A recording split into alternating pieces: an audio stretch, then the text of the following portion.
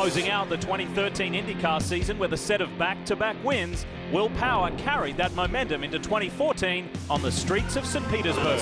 Can he do it? I don't think Will was going to take no for an answer on that one. But not without a little controversy. Oh, we have a crash on the restart. That falls on Will Power. That is a ridiculous speed. Mr. Power. How they say, oh, wanker? Is that what he say? With a win in St. Pete, Power returns to Long Beach where his likeness shines twice, looking to make it 4 wins in a row by winning the 40th Grand Prix of Long Beach.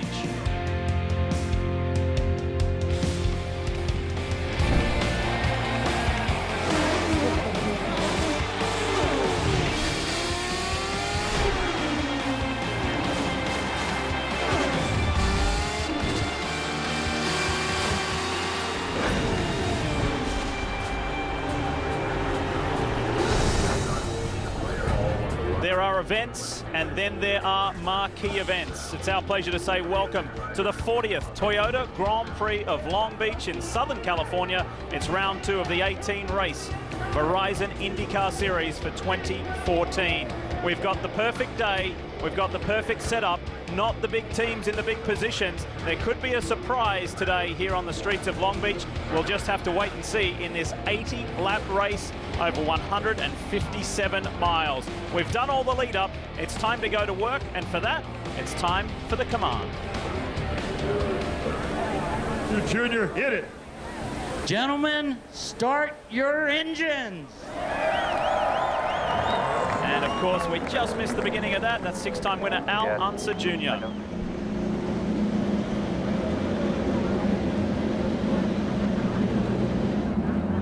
Everybody firing up, including the pole sitter Ryan Hunter-Ray, Tony Kanaan in his new ride at Target Chip Ganassi Racing for 2014. Simon Pagenaud was a top 3 in the championship last year. And Will Power, one of his worst ever qualifying positions on a road or street course. And before they fire and roll, let's check in one last time on pit road. We start with Marty Snyder. Marty? Well, Lee, walking up and down the grid, taking the pulse of everyone here. They're all talking about one thing, the standing start that is coming up in just moments. And there's an interesting mix here at the front of the field with both experience and youth here as well. One of the things everyone's worried about is the right-hand side. James Hinchcliffe will start there in second. And if you start in an even number spot, that side might be dirtier and might get a slower start than the left-hand side. Kevin? Marty, watch Marco Andretti. The family has won here 6 times. He desperately wants to join them at Long Beach, and he's fast. He's never been more optimistic in my mind from after I talked with him the morning warm-up today, but he's dealing with a very sore right wrist. It greatly impacts him going through the hairpin, but he says he'll be fine. It's just going to hurt. Kelly?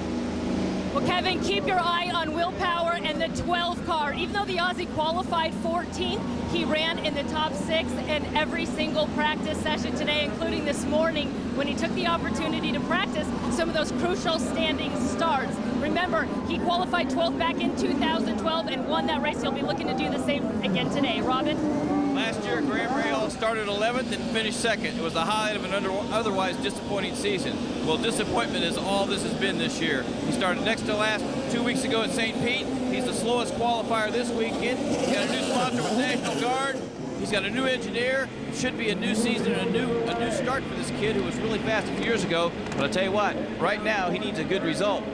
Yeah, there's a big workload ahead for Graham Rahal. He's a Honda driver. Speaking of that, Honda is bringing back the fastest seat in sports sweepstakes, and you can enter by logging on to shophonda.com. Now, this week, we alluded to it a little earlier. With this week, we've got 2 very special guests. Riding along with motorsports legend Mario Andretti is rock legend Roger Daltrey, and with 2-time Indy 500 winner Arie Luyendyk is Olympic legend Stephen Holcomb. Now, both of whom have been awarded the lucky position of starting today's race. And there is Roger on the right, Stephen Holcomb on the left. As we said earlier, Steve's used to being in the driving seat at the front of either a 2- or 4-man bobsled in Winter Olympic competition. This time, he's slotting into an IndyCar. Somebody asked me the other day, how's he going to fit into a 2-seater IndyCar? I said, have you ever seen how narrow those bobsleds are? Steve Holcomb, hi, it's Lee Diffie in the NBCSN booth. Have you got us?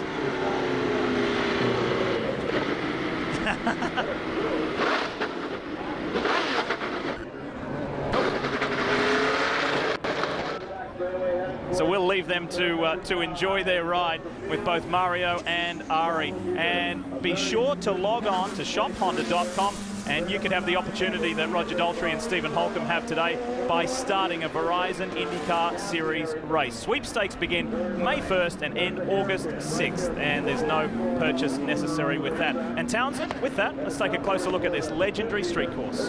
Well, Lee, let's take a lap around this IndyCar's most significant race outside of the Indy 500, and it all starts in braking for turn one. It's the ultimate game of chicken. Who can brake the latest?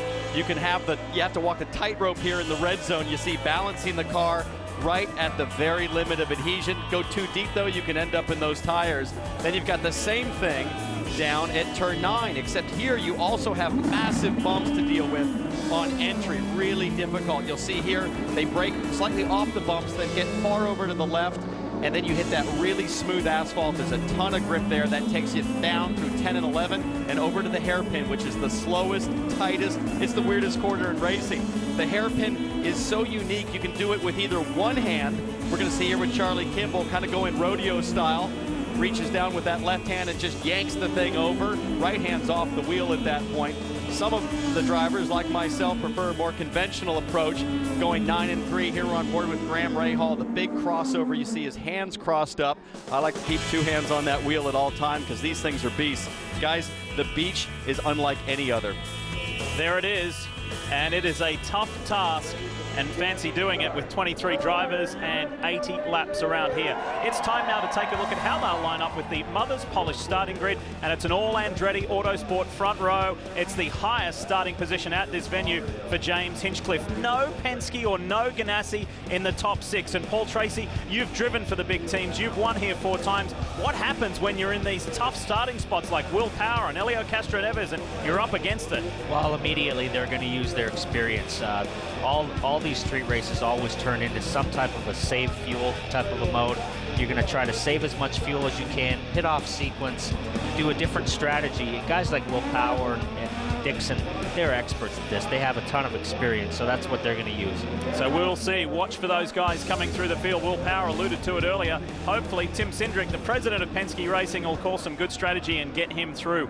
We're going to give you plenty of onboard views today from Southern California. This is Graham Rahal's view with thanks to National Guard. Charlie Kimball at the Ganassi team is also carrying an onboard camera with thanks to Novolog FlexPen.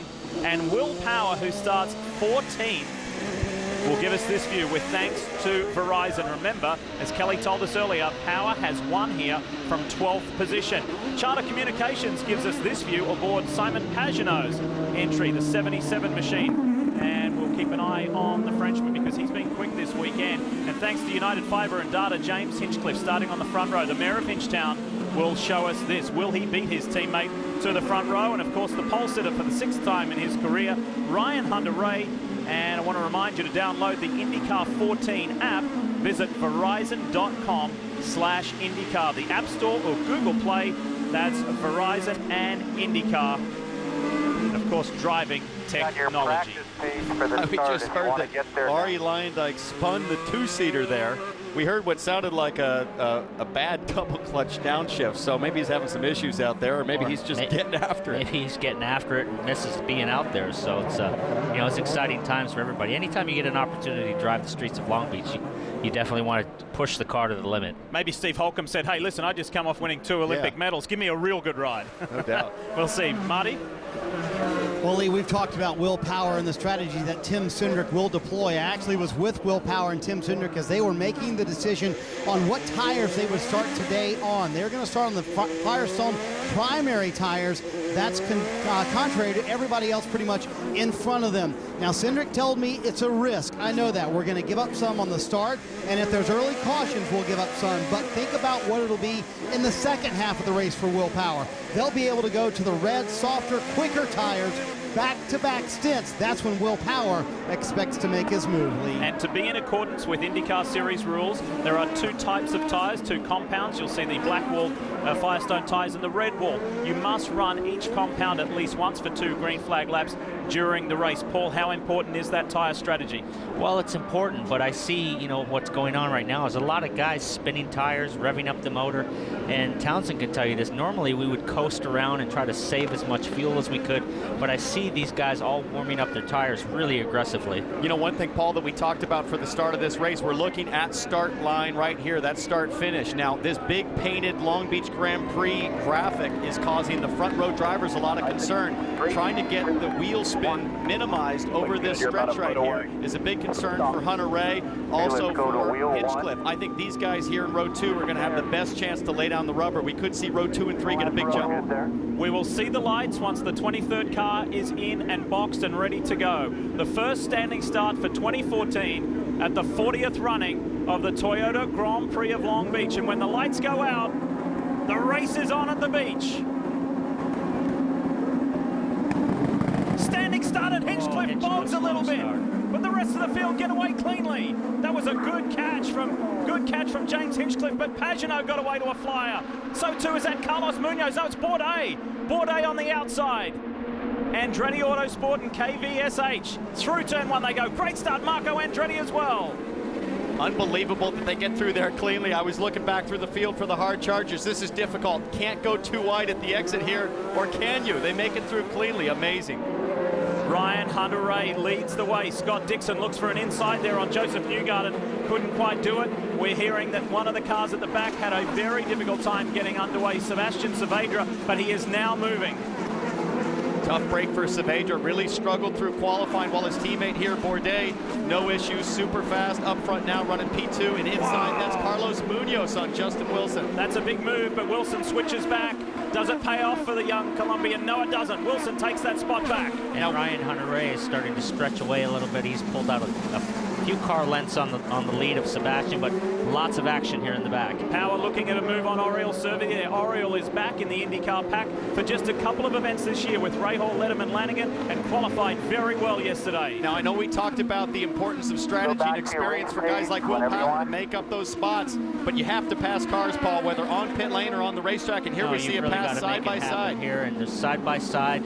Newgarden. Nice clean pass, little squeeze on the charter car, but pretty clean pass.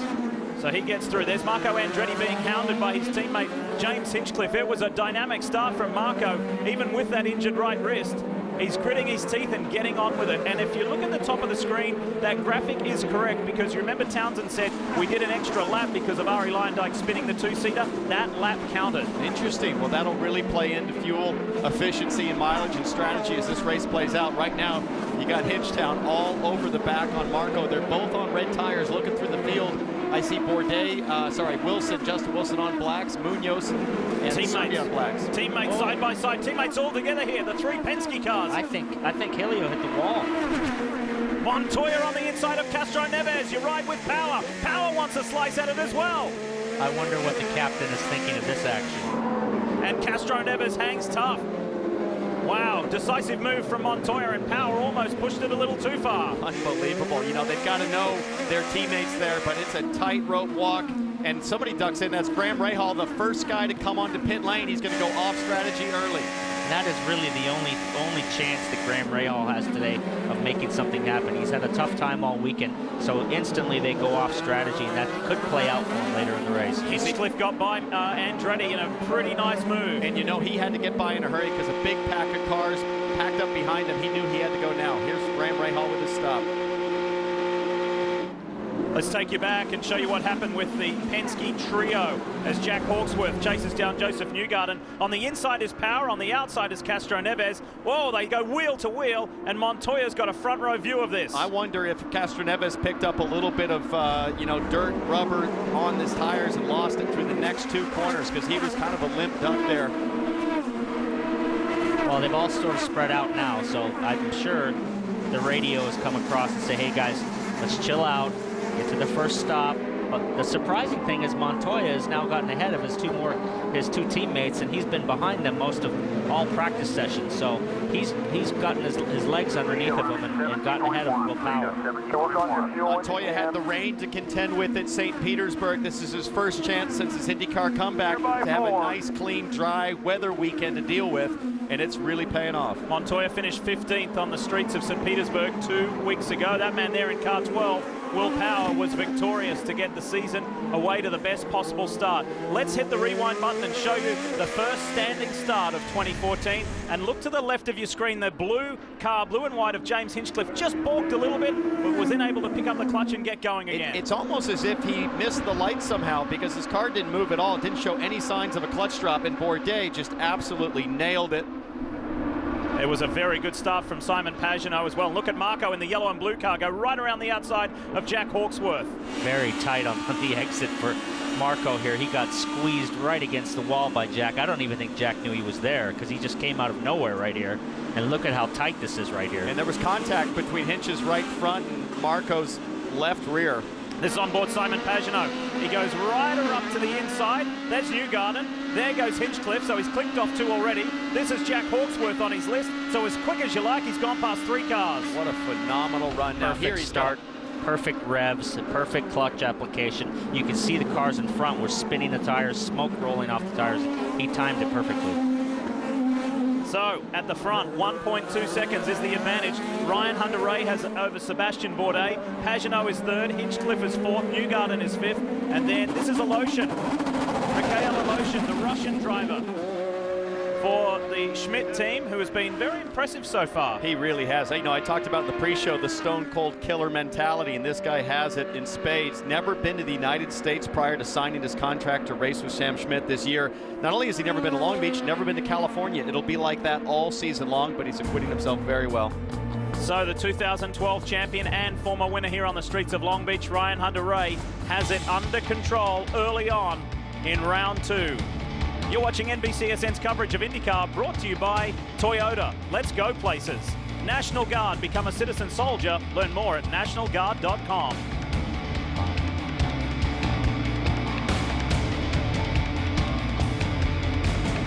And by TireRack.com. Find, deliver, install Tire Rack.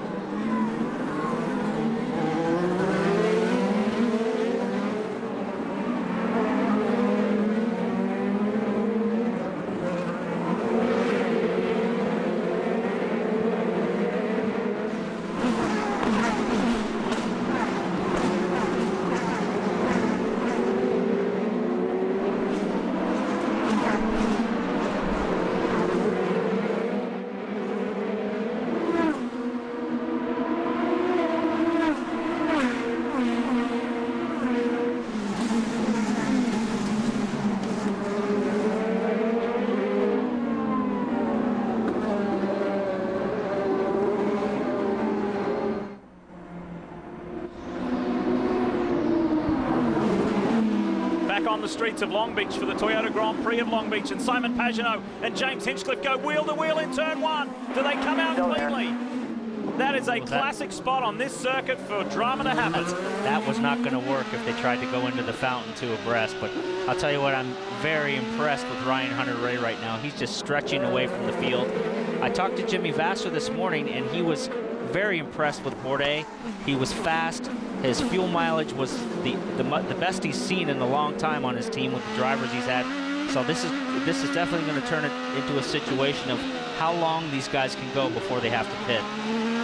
Listening to the voice of Paul Tracy, four-time winner here on the streets of Long Beach. Paul joins me, Lee Diffie, Townsend Bell, Kelly Stavis, Marty Snyder, Kevin Lee, and Robin Miller for the second round of the IndyCar season.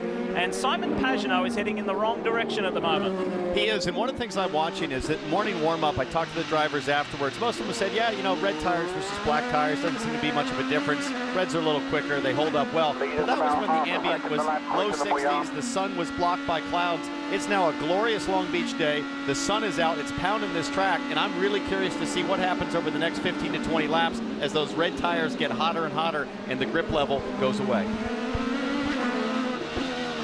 If you're wondering what's happening in this race up front, 3 seconds in the lead is Ryan Hunter-Reay over three-time winner Sebastian Bourdais. Hinchcliffe is third. That car there, the charter car, is fourth. And this is Tony Kanaan making his pit stop, Marty. 5, 4, 3, 2, 1.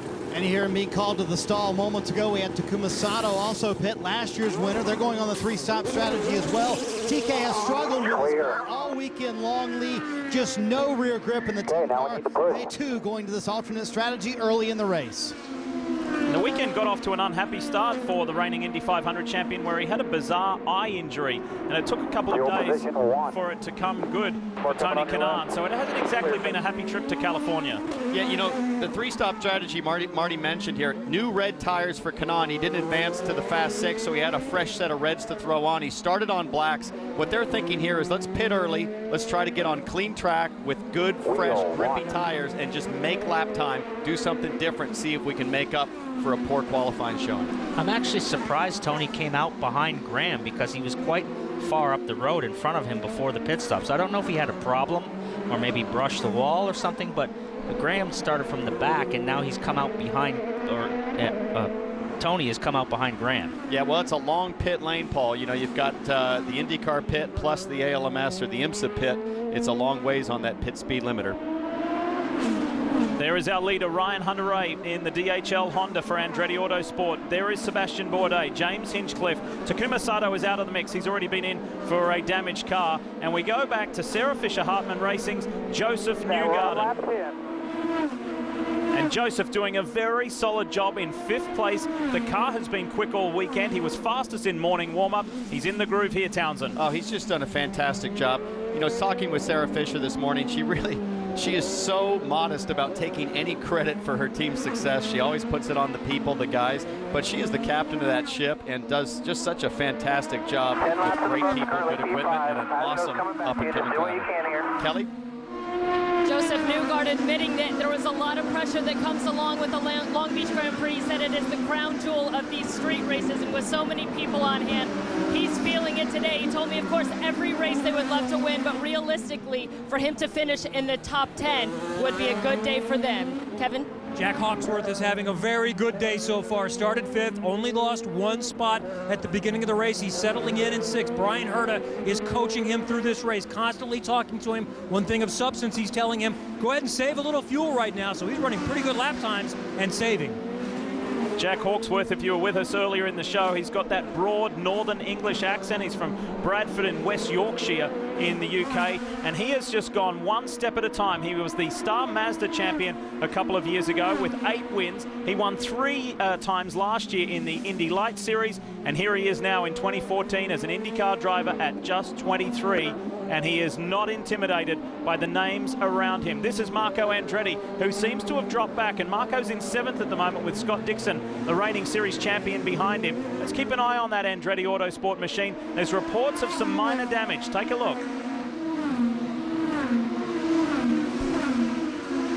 And if we saw the fantastic start from Marco, but in that we saw him get squeezed into the wall. You guys talked about that. They think there may be a broken front wing from that contact, but Marco's hanging on the best he can. As you mentioned, got up to 5th, has now fallen back to 7th. You guys talked about his wrist from the accident at St. Pete. It hurts when he's in full lock turning to the right. You guys talked about how you have to come down and put pressure on that right wrist. That's when it hurts Marco, but he told me it only hurts once a lap. I can suffer through that if we have a good enough car to win the race. Townsend, you see anything? You see any damage?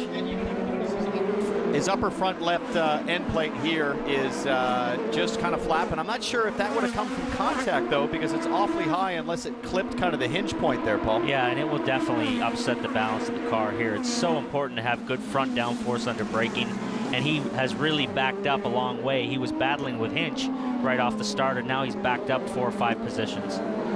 Scott Dixon tucked in behind, and it's kind of funny when you talk about a 3-time series champion who has won just about everywhere. This track does not seem to gel for Scott Dixon. This is one of the better runs he's had in a while, but you know, it's a long race. This guy's all about keeping his head down, as we know, minimizing mistakes, and you can never count him out. And this is a guy you certainly can't count out, but right now, the way I'm seeing Will Power run, man, I got to wonder if this day's ever going to come together for him. He's running in the mid-minute 10s. The leaders right now are in a league of their own. Top 4 guys in the mid-109 lap times. Quick game you can play at home. I'll give you a question, I'll give you the answer. Who do you think the biggest mover is in the field? Make your predictions. It's Juan Pablo Montoya, the 1999 winner. There he is in the back of that shot in the Verizon car. Montoya has moved up 5 positions from his starting spot. Well, he's going to have to get around Justin Wilson's no easy task, and a young Colombian fellow countryman, Carlos Munoz, having an awesome run up there in 9th place right now. Paul, take yourself back to when you were a hungry young tiger surrounded by legendary names. I asked Carlos Munoz, when you made that move on your fellow Colombian and your idol when you were a young man, Juan Pablo Montoya at St. Petersburg 2 weeks ago, what did you think? He said, nothing. I need to pass everybody like that. That might be just a game of wits, but I'm sure if he is looking in his mirrors and seeing his idol, Juan Pablo Montoya, I'm sure he's nervous about it. But Juan is a racer's racer. The guy just lives to race. He charges all the time. He wears everything on his sleeve, and he's moving forward. He's pulled away from his 2 teammates. And there he is, JPM, the man who has won the Monaco Grand Prix. He's won here at Long Beach. He's won the Indy 500, but the fire still burns. And look, that just shows you how tight it is around the fountain.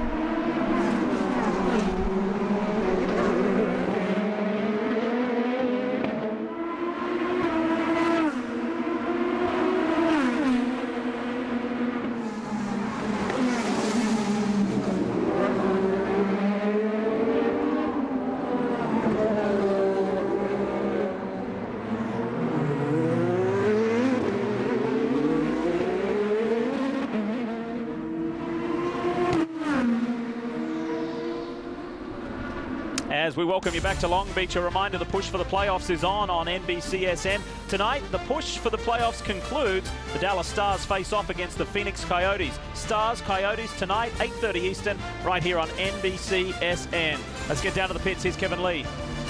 Briscoe gets off the primary Firestone blacks. He goes to the sticker red, the softer compound. So he's one of the first to go a little bit off strategy. Everyone's been hoping for a yellow to go to a 3-stop strategy. Briscoe, the first of the group to come in this situation. Ryan Briscoe has stood on the podium here. He's very pleased to have a full-time IndyCar drive on board the NTT Data TNT car at Chip Ganassi Racing. And we take you to our race leader. Welcome if you've just joined us to the Toyota Grand Prix of Long Beach. We ride with the 2012 Series champ and the 2010 leader who comes in right behind the man who was just pitted, Ryan Briscoe. Does he let Hunter-Reay by? No, he doesn't. This is a big problem for Ryan Hunter-Reay. You do not want to lose a lap. Ryan has waited longer than most to come and get a stop. It looks like he's going to let him go now, but you definitely don't want to get a lap down, especially here. Briscoe did the right thing. He was doing everything he could to try to get out on cold tires and stay ahead, but he clearly didn't have it. Didn't want to just absolutely ruin Hunter-Reay's lead. And just those couple of corners being behind Ryan on sticker tires, you can see how much the gap has closed. It closed from 3 seconds down to 0.8 in just those couple of corners. Now Briscoe would have some tire pressure now, but let's see what goes on with your old pen pal Bourdais if he lets him by. Well, you know, you definitely don't want to get stuck back in the middle of the pack. You know, all these guys are going to pit probably within the next 5 or 6 laps, so you want to hang tough, but obviously not hold anybody up and upset anybody. We told you about the two Colombians duking it out, and here they are, center screen. Carlos Munoz, one of 4 rookies, fending off one. Pablo Montoya. This is a little further down the order. Munoz currently holds the 10th position, Montoya in 11th, but it's tight. Oriol Servia tucked in behind there. Helio Castro-Neves, then Will Power in the same position he started. Save your overtakes. Save your overtakes. We're still at about another 6 or so laps to go. 6 or so laps.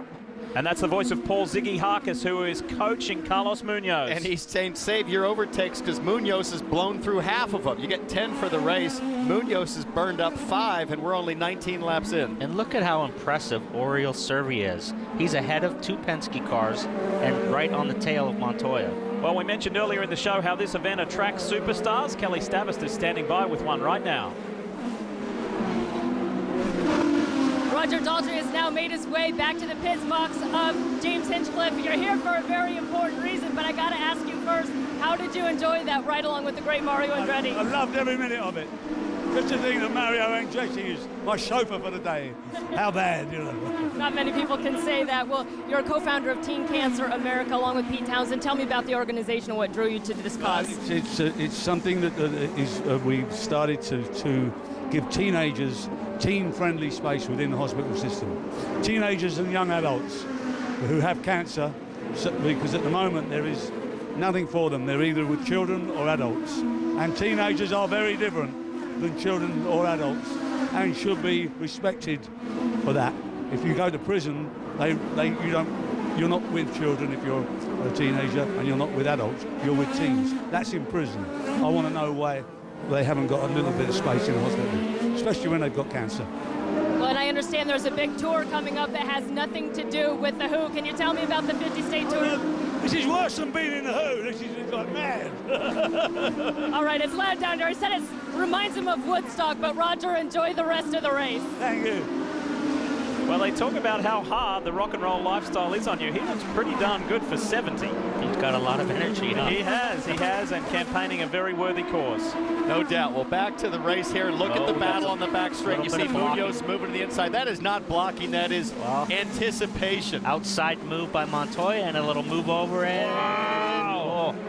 We spoke about this earlier. Munoz is not intimidated by his racing hero, and Montoya tried to intimidate him then, and it didn't work. We said in the pre-race that the young guns are cold stone killers, and we're seeing it now. He proactively moved over, took away the inside line, and they were side by side, and Munoz said, "Nuh-uh, gonna have to try harder than that, pal." Now, in the past, that would be called a block. Now, in the driver's meeting, Bo Barfield said, I'm going to let you guys go at it a little bit more. I'm going to let you protect, but he doesn't want to see nose-to-tail contact, but he doesn't mind a little banging wheel-to-wheel. You know, for a guy that founded the Chrome Horn, I'm surprised you're going to call that block. And Kevin, what's going on down there? Helio Castro-Neves in and out. I asked him before, will you come in early off strategy? And he said, that's a great question. They'd obviously been wrestling with that. They kind of went in between. They're only about 5 or 6 laps beyond the normal fuel cycle, so maybe if they get a lot of yellow, maybe could still do it on one more stop, but that's going to be asking for a lot. So the order as they run now, it's Hunter-Reay who's extended his advantage over Sebastian Bourdais. James Hinchcliffe is still 3rd, and then we've got Pagenaud 4th and Newgarden in the top 5. Watch this. This is on the right of your screen. It's one Pablo Montoya and Carlos Munoz on the left. finally gets it done. That's the old shake and bake. Yeah, Faded shake to the and outside bake. a little bit, showed the right side mirrors for Munoz, and then ducked to the inside. Jack Hawksworth, Marco Andretti, Scott Dixon, Justin Wilson. That is 7, 8, 9 right there. Juan Pablo Montoya in 10, and this is the series points leader, Will Power in. All alone here, past the trees, And you hear Tim Cindric talking to him.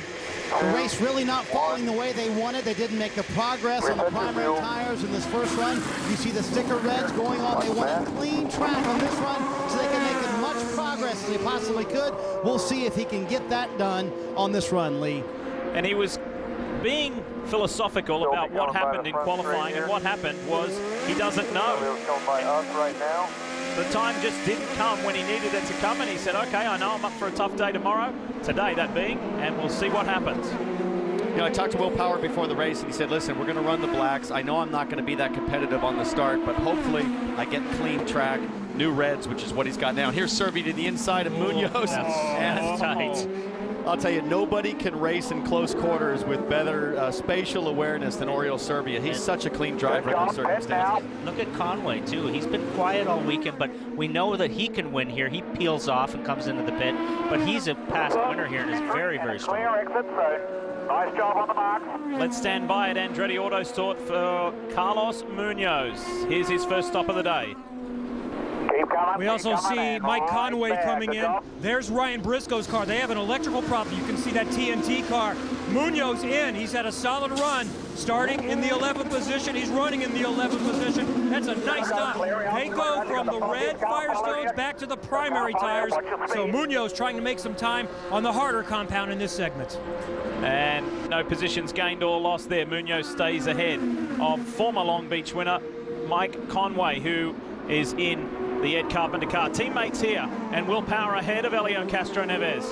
Both on reds, so it's interesting that Helio switched over to Will Power's setup for qualifying and found it to be much better for him than the direction he was going all weekend. Look at this angry little bunch. It's Scott Dixon, Marco Andretti, Jack Hawksworth, Justin Wilson, and Juan Pablo Montoya. Andretti says, I'm out of here. I've had enough of this. I'm going to pit for the first time today. And Hawksworth comes under pressure from fellow Brit, Justin Wilson. Watch that Boy Scout of America car on the outside and executes the pass beautifully. Now, really interesting to see what he did there. When he popped out for the pass, he really took away the line for Hawksworth to move back over. That's a veteran move on one of our young guns. Let's check in with Andretti. Phenomenal action on the track, Lee, but on pit road, Marco Andretti already leaving with the primary sticker tires on. They did not change the wing despite that very slight break. He said the car terrific. He wanted to pit though. He said I was hanging on at the end of that run. And another position gain for Juan Pablo Montoya in the Verizon Chevy for Penske Racing. He gets by Jack Hawksworth. The Hawksworth must have a problem. His tires must be completely gone. Have used them up because he's falling down through the field now. Montoya made it easy work of him in the infield. And Justin Wilson's on those black tires, so he's one of the few that started early on blacks, and they're really coming into their own now as the reds fade off. Here's Hunter Ray trying to work his way past Serbia. Oh, and this is going to help Sebastian Bourdais. There's a bit of traffic between he and that DHL Honda. We ride aboard with Hunter Ray. Have a listen. This is exactly what you don't want.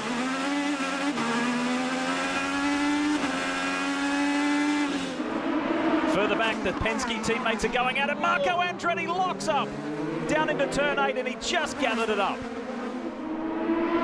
That was really, really close. Castroneves forcing. Look at Marco. He's got the mist. He's trying to blow back by. And that's on fresh tires too.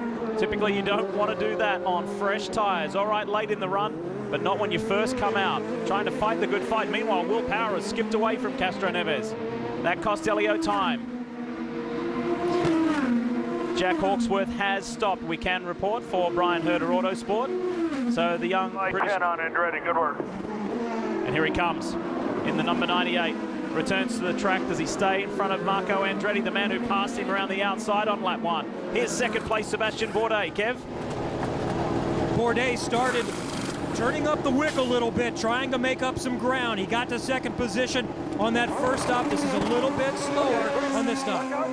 The longer that Hunter Ray has to fight these lap cars, this could be an advantage for Bourdais. He's peeled off. He caught Ryan Hunter Ray before he pitted. and now he's going to hopefully come out onto a clean track. And that, if Hunter Ray's behind these other lap cars, this could be a problem. I love the gamesmanship here of Hinchcliffe on pit lane, trying to get an advantage on Bourdais for when they hit that pit speed button. Really tough here. It's so easy to lock up coming out of the pits on cold tires, especially the blacks. People coming by now. Push, push. He's got a clear track. You see all this traffic, all the traffic that Hunter Ray's had to go through will cost him time. Mike Conway working on Carlos Munoz. You saw both of them come in to the pits at the same time and exit at the same time. So the fight goes on. Race leader is in after 25 laps. This is critical right here, how much time that he lost messing around with the lap cars. You got a wide open pit lane. I think it's going to be really tight because Bourdais was pretty slow on that stop. That wasn't that clean and snappy. Let's see how fast the DHL guys can get it done. It's going to be interesting to see how much that traffic did cost him, guys. It's amazing. You spend all those laps building as big of a lead as you can, and then it can all go away in a couple of seconds. And long time on the left rear for Ryan Hunter-Reay. Are you okay? As well, Ryan Hunter-Reay leaves the Yeah, I pits. just couldn't.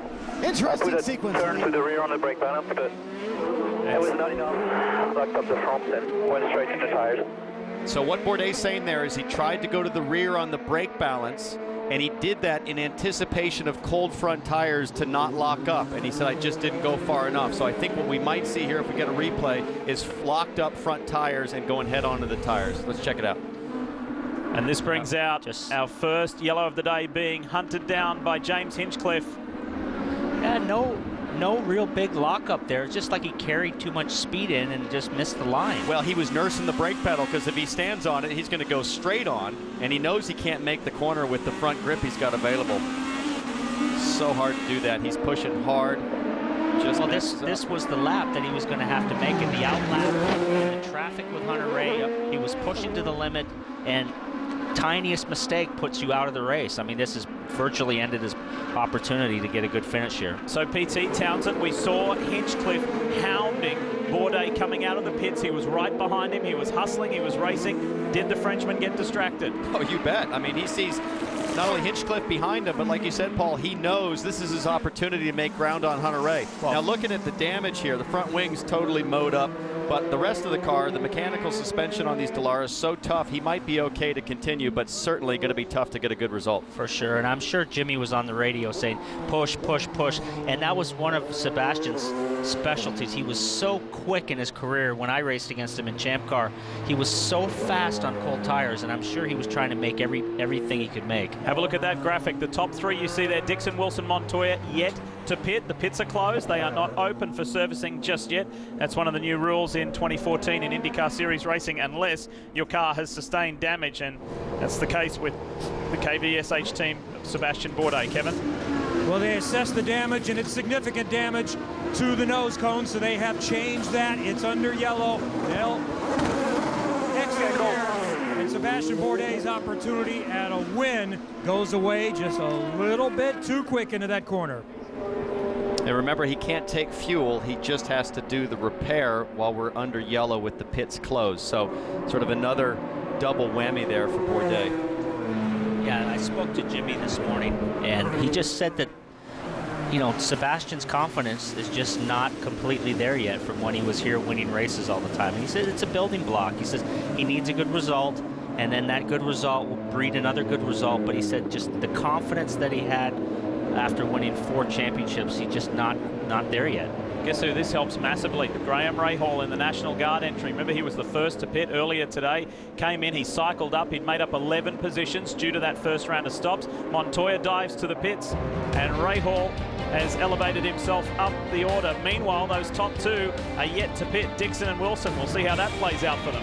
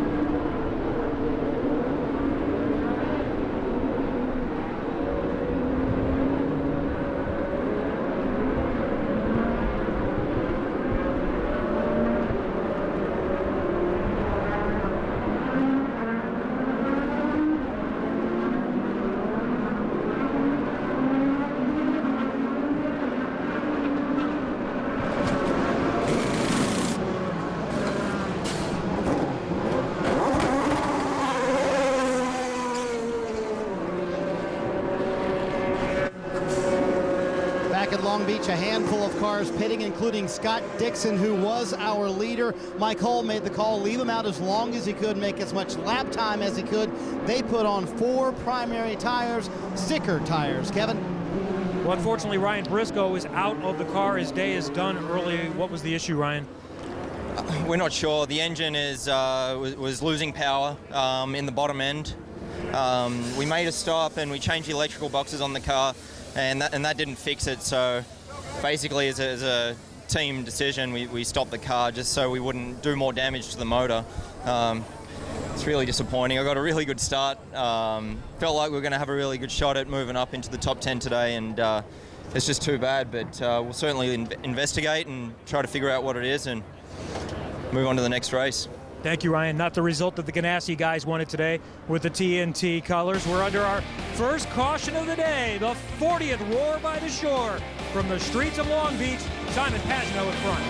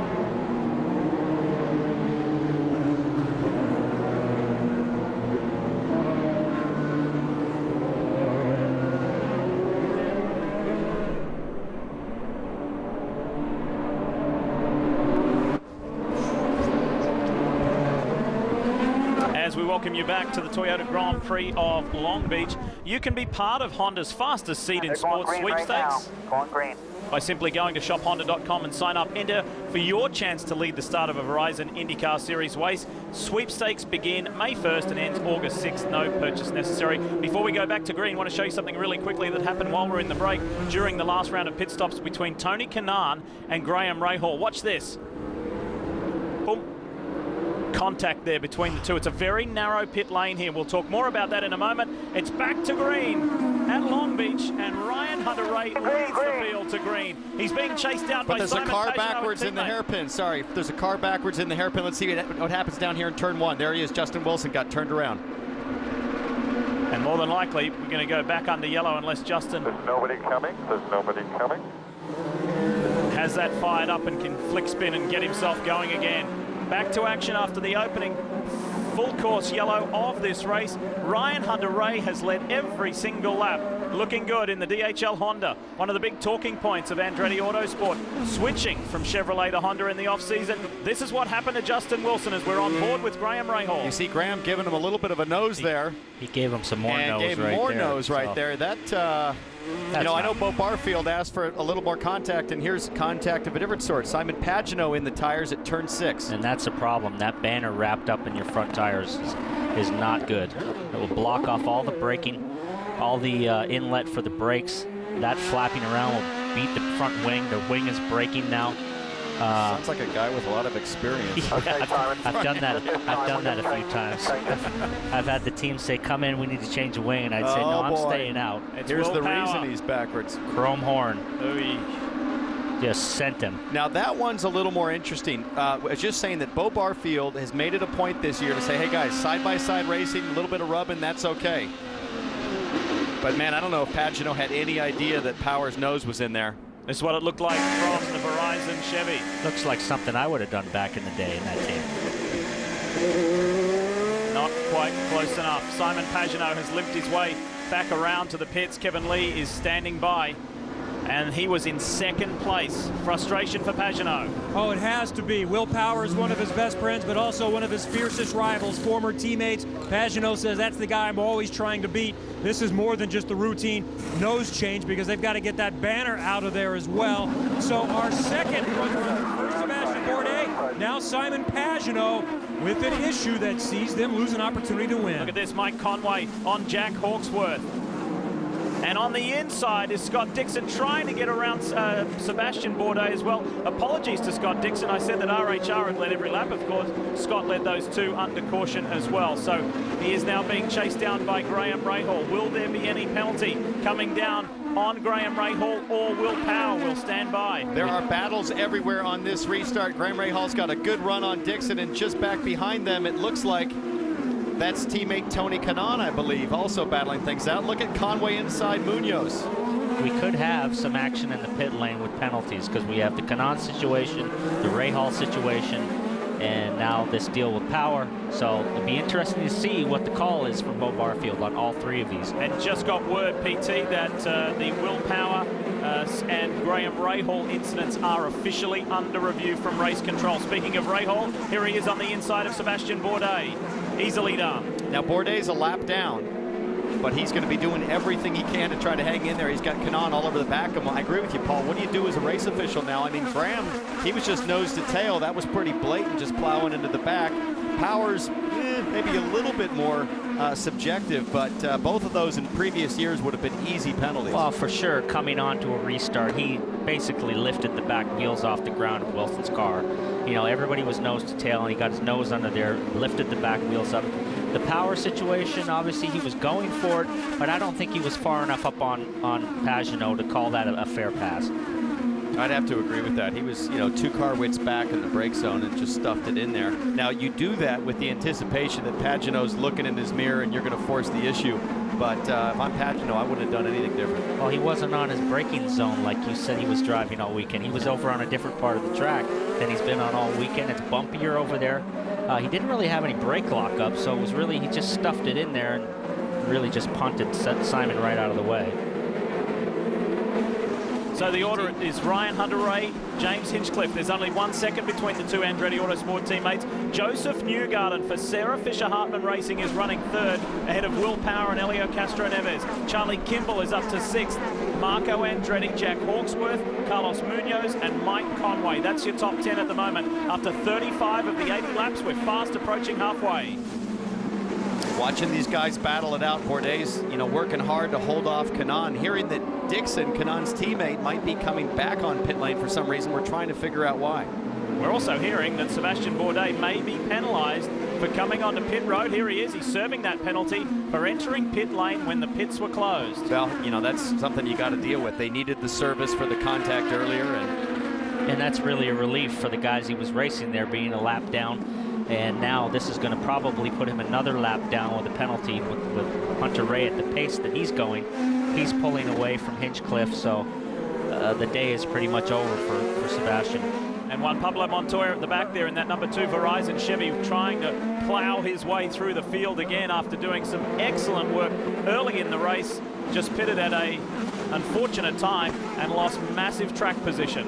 And he's coming up on another young Colombian, Sebastian Saavedra. Now, Saavedra had a terrible qualifying performance. They had decided to go down their own sort of setup road, and after qualifying just said, hey, Sebastian Bourdais super quick. Let's just bolt on the setup that he's got, and I'll figure out how to drive it.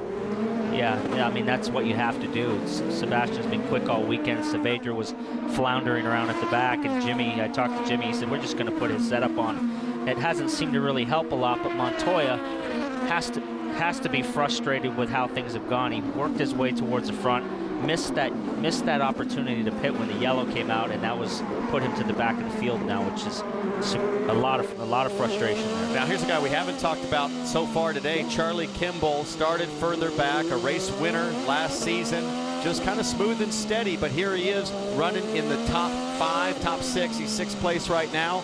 Not a lot of activity out of the hands, but man, he just nailed that apex curve hard. He hit it at the floor. You could hear how loud that was in the car. Now think how you could hear the sound of that crunching.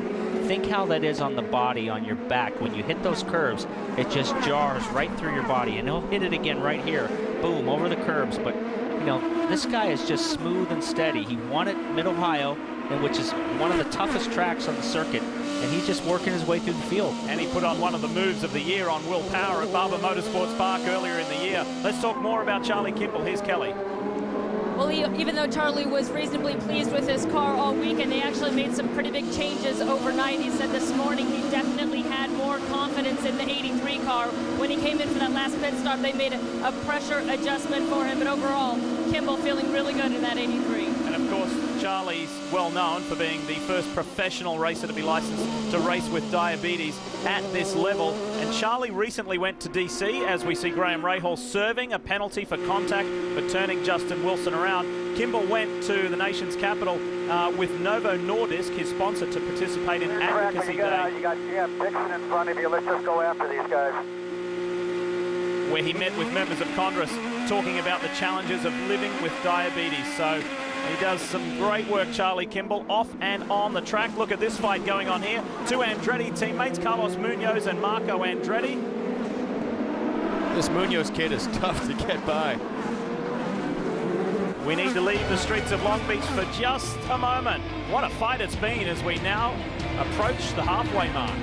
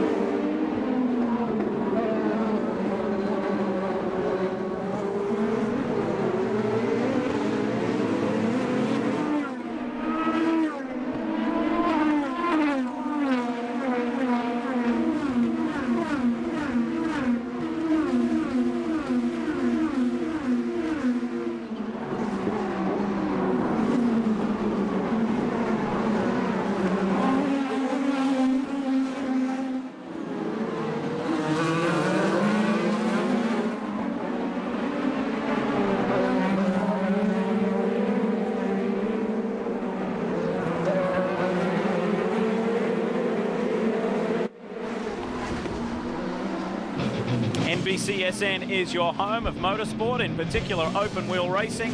And coming up, it's the UBS Chinese Formula One Grand Prix. That's next Sunday.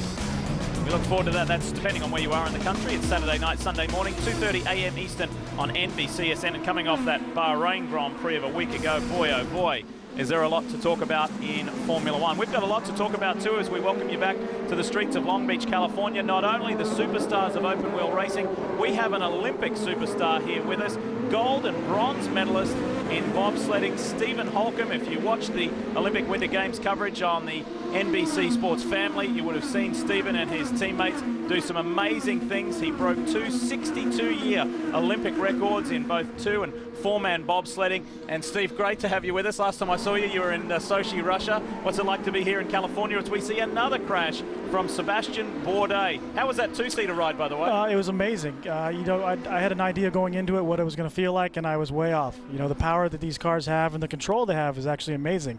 I was expecting it to be a little more out of control, and but you know, we were going 150 miles an hour, and you see the corner coming up. I was like, we got to slow down here pretty soon. And of course, you know, he slows down pretty controlled, and we made the corner, and it was pretty cool. So really Townsend mentioned we just got a call through on the headsets to say there's going to be an extra lap because Ari Leindyke has spun, and then we thought, hang on a second, Steve Holcomb's in with Ari. What happened? He just came. I think it was either 5.6 or 6.7 or 7.8 maybe, and just came in a little hot. And I don't know. It was you could tell. I could tell something wasn't right when we went into it. And but you know, a couple seconds before I said, I was kind of joking. I said, I don't use brakes when I'm competing. Why are you using yours? And of course, you go in the next corner and spin out. So I felt a little bad, made to sit there. But I guess I got a little bonus ride, a little extra ride along. It was kind of cool. Did you have to jump out and push to get restarted? No, I thought about it. It was that very tight fit. I got more space in the bottom. Let's see what happened here to Sebastian Bourdais. Man, another situation with the front brakes fully locked up. It's almost like the rear brakes weren't working at all there. Yeah, it's fully locked in the front. Steering wheel turned.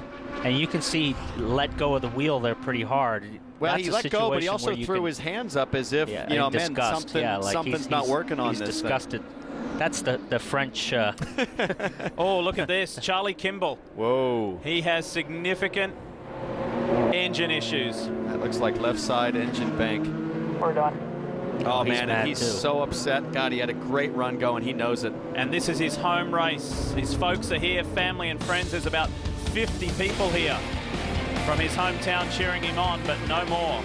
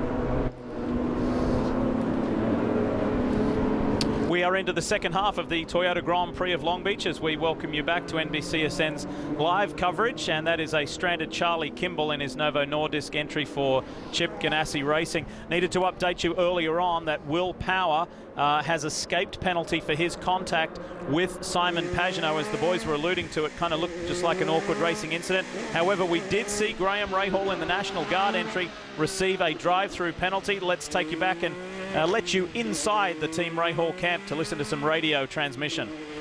Okay, we got to do a drive-through for hitting Justin. I mean, if that's not incidental contact, I don't know what to say. And the stack is terrible. I got hit by whoever was behind me. Just didn't spin. Push hard, Graham. Push hard here, babe. We'll be all right. And that's the voice of his father, Bobby Rahal, where victory eluded Bobby on the streets of Long Beach. However, they've podiumed as a family many, many times. Marco Andretti's on pit lane. Interesting strategy here, Lee, because everyone who pits here will be about 8 to 9 laps short from making it all the way on fuel, so they'll have to pit one more time. You see Scott Dixon coming into pit road as well. Dixon said, I just want to make as much time as I can. He's going to put on sticker reds. Dixon, you see Marco leaving pit road, so both of these guys pit, but once again, they'll be short on fuel for making it On your left. They'll be short, Marty, but you know, they want to get those black tires off. We saw in that last stint, the reds clearly quicker over the course of the run, and they want to get those black tires off. Just give me all the speed I can get. Here's Charlie Kimball being pushed behind the wall. Tough break for that guy.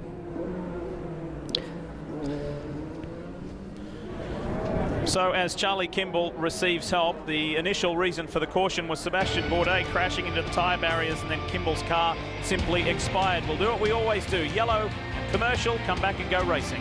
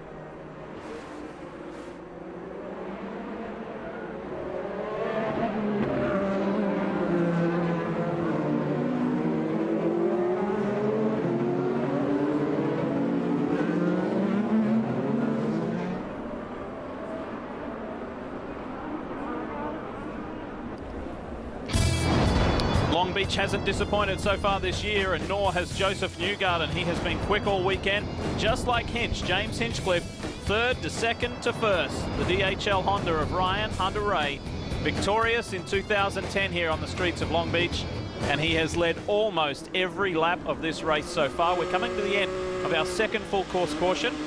Welcome back to the Toyota Grand Prix here in Long Beach.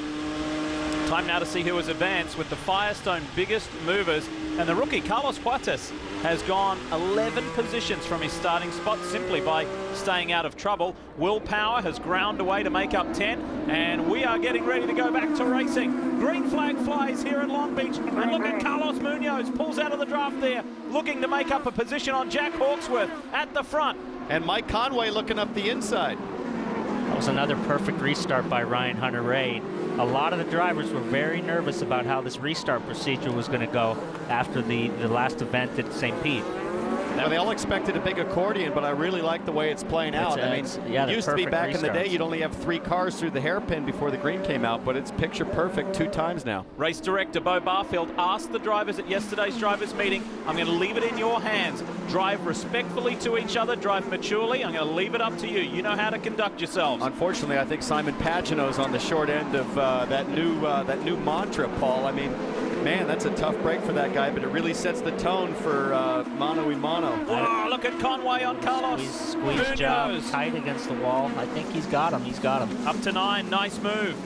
Yeah, there was no respect there with Power and Pagino. And man, I wish Bo Barfield was the crew chief when I was driving. I would have got a lot less penalties. You and me both.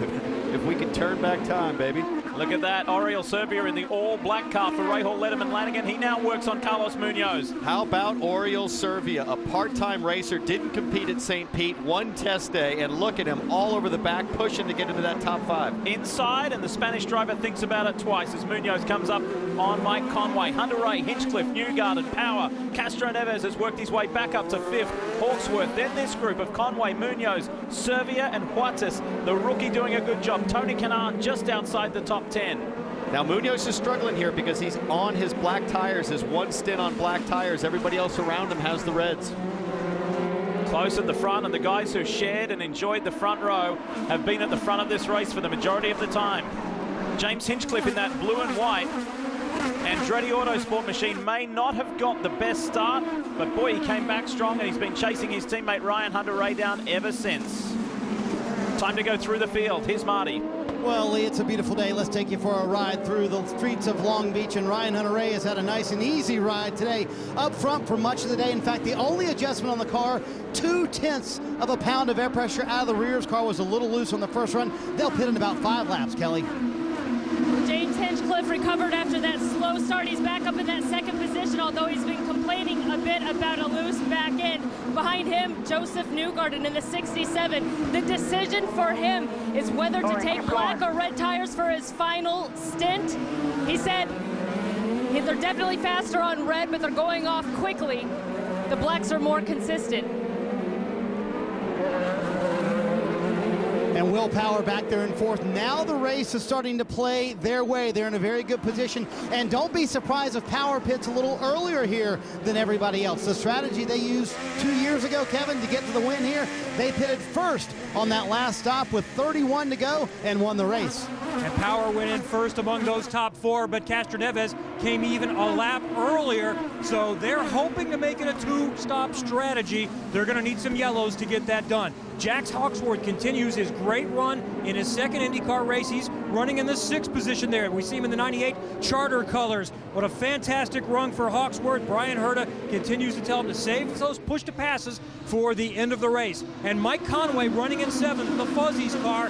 He started way back in the pack, and he suffered some wing damage at the start of the race, but they decided not to change, and he's been able to continue to attack. Look at Will Power going on the inside, and he can't make the move that time on Newgarden. Carlos Munoz, another one of the rookies, even though he had 3 races last year, but we remember his runner-up in the Indianapolis 500. He won here in Indy Lights last year, but he said that doesn't really do a lot because the braking points are different. It's so much different, but Carlos Munoz has proven to be a very quick study, Kelly.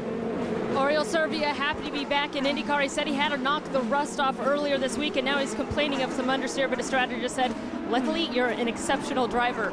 Behind him is the rookie, Carlos Huertas. His first time here at this street circuit. He said he watched a lot of onboard cameras and felt like he learned the track pretty quickly. Well, Kelly, for last year's winner, Takuma Sato, he's currently in the 11th position. He's trying to get back up to the top 10. They do have to make one more stop. He's trying to join guys like Mario Andretti, Al Unser Jr., Alex Zanardi, Sebastian Bourdais, and some dude named Tracy as back-to-back winners here at Long Beach.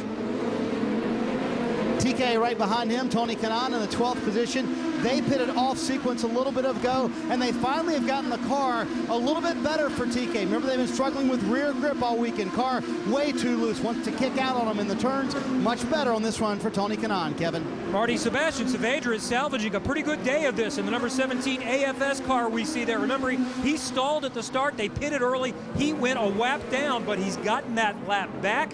And Sebastian Saavedra running at a pretty good pace now. Kelly? Juan Pablo Montoya started on those red tires that he has struggled with all weekend until today. The team said he did much better, lasted much longer on them than they expected. He made no changes when he came in for his stop. Behind him is Graham Rahal, who has had a pretty miserable week, and they struggled all throughout until this morning. Bobby Rahal told me they made some significant changes overnight, which really seemed to give Graham more of a racing car. Although he had to serve that penalty earlier, he's running 15th. Kelly, Marco Andretti spent much of this first part of this race in the top 10. In fact, in the top 5 right now, he is in 16th. And he told me earlier this week, he said, I know we'll be good on the ovals this year. This is where I want to get better, the street courses. If we can be 20% better on the street and road courses, I know we'll be in a position where we can win this championship, Kevin. Unlike some of the other rookies for Mikhail Aloshin, he is learning every single week. He said he spent the first 2 days simply trying to learn the circuit. Simulators help, but they don't just get it done. And side by side, and we see a move for position there.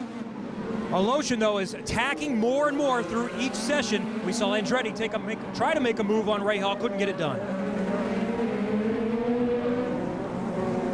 Mikhail Aloshin, who comes to the Verizon IndyCar Series from the Renault 3.5 Series, where he beat Formula One sensation Kevin Magnussen on occasions last year to win a race. He is very experienced, the 26-year-old Russian, but he is not experienced as far as IndyCar is concerned, but he has been very impressive. Now watching this replay of Power trying to get around Newgarden, the reason that Power, whoa, he gets into the wing there, more questionable contact, but shouldn't hurt Newgarden too much.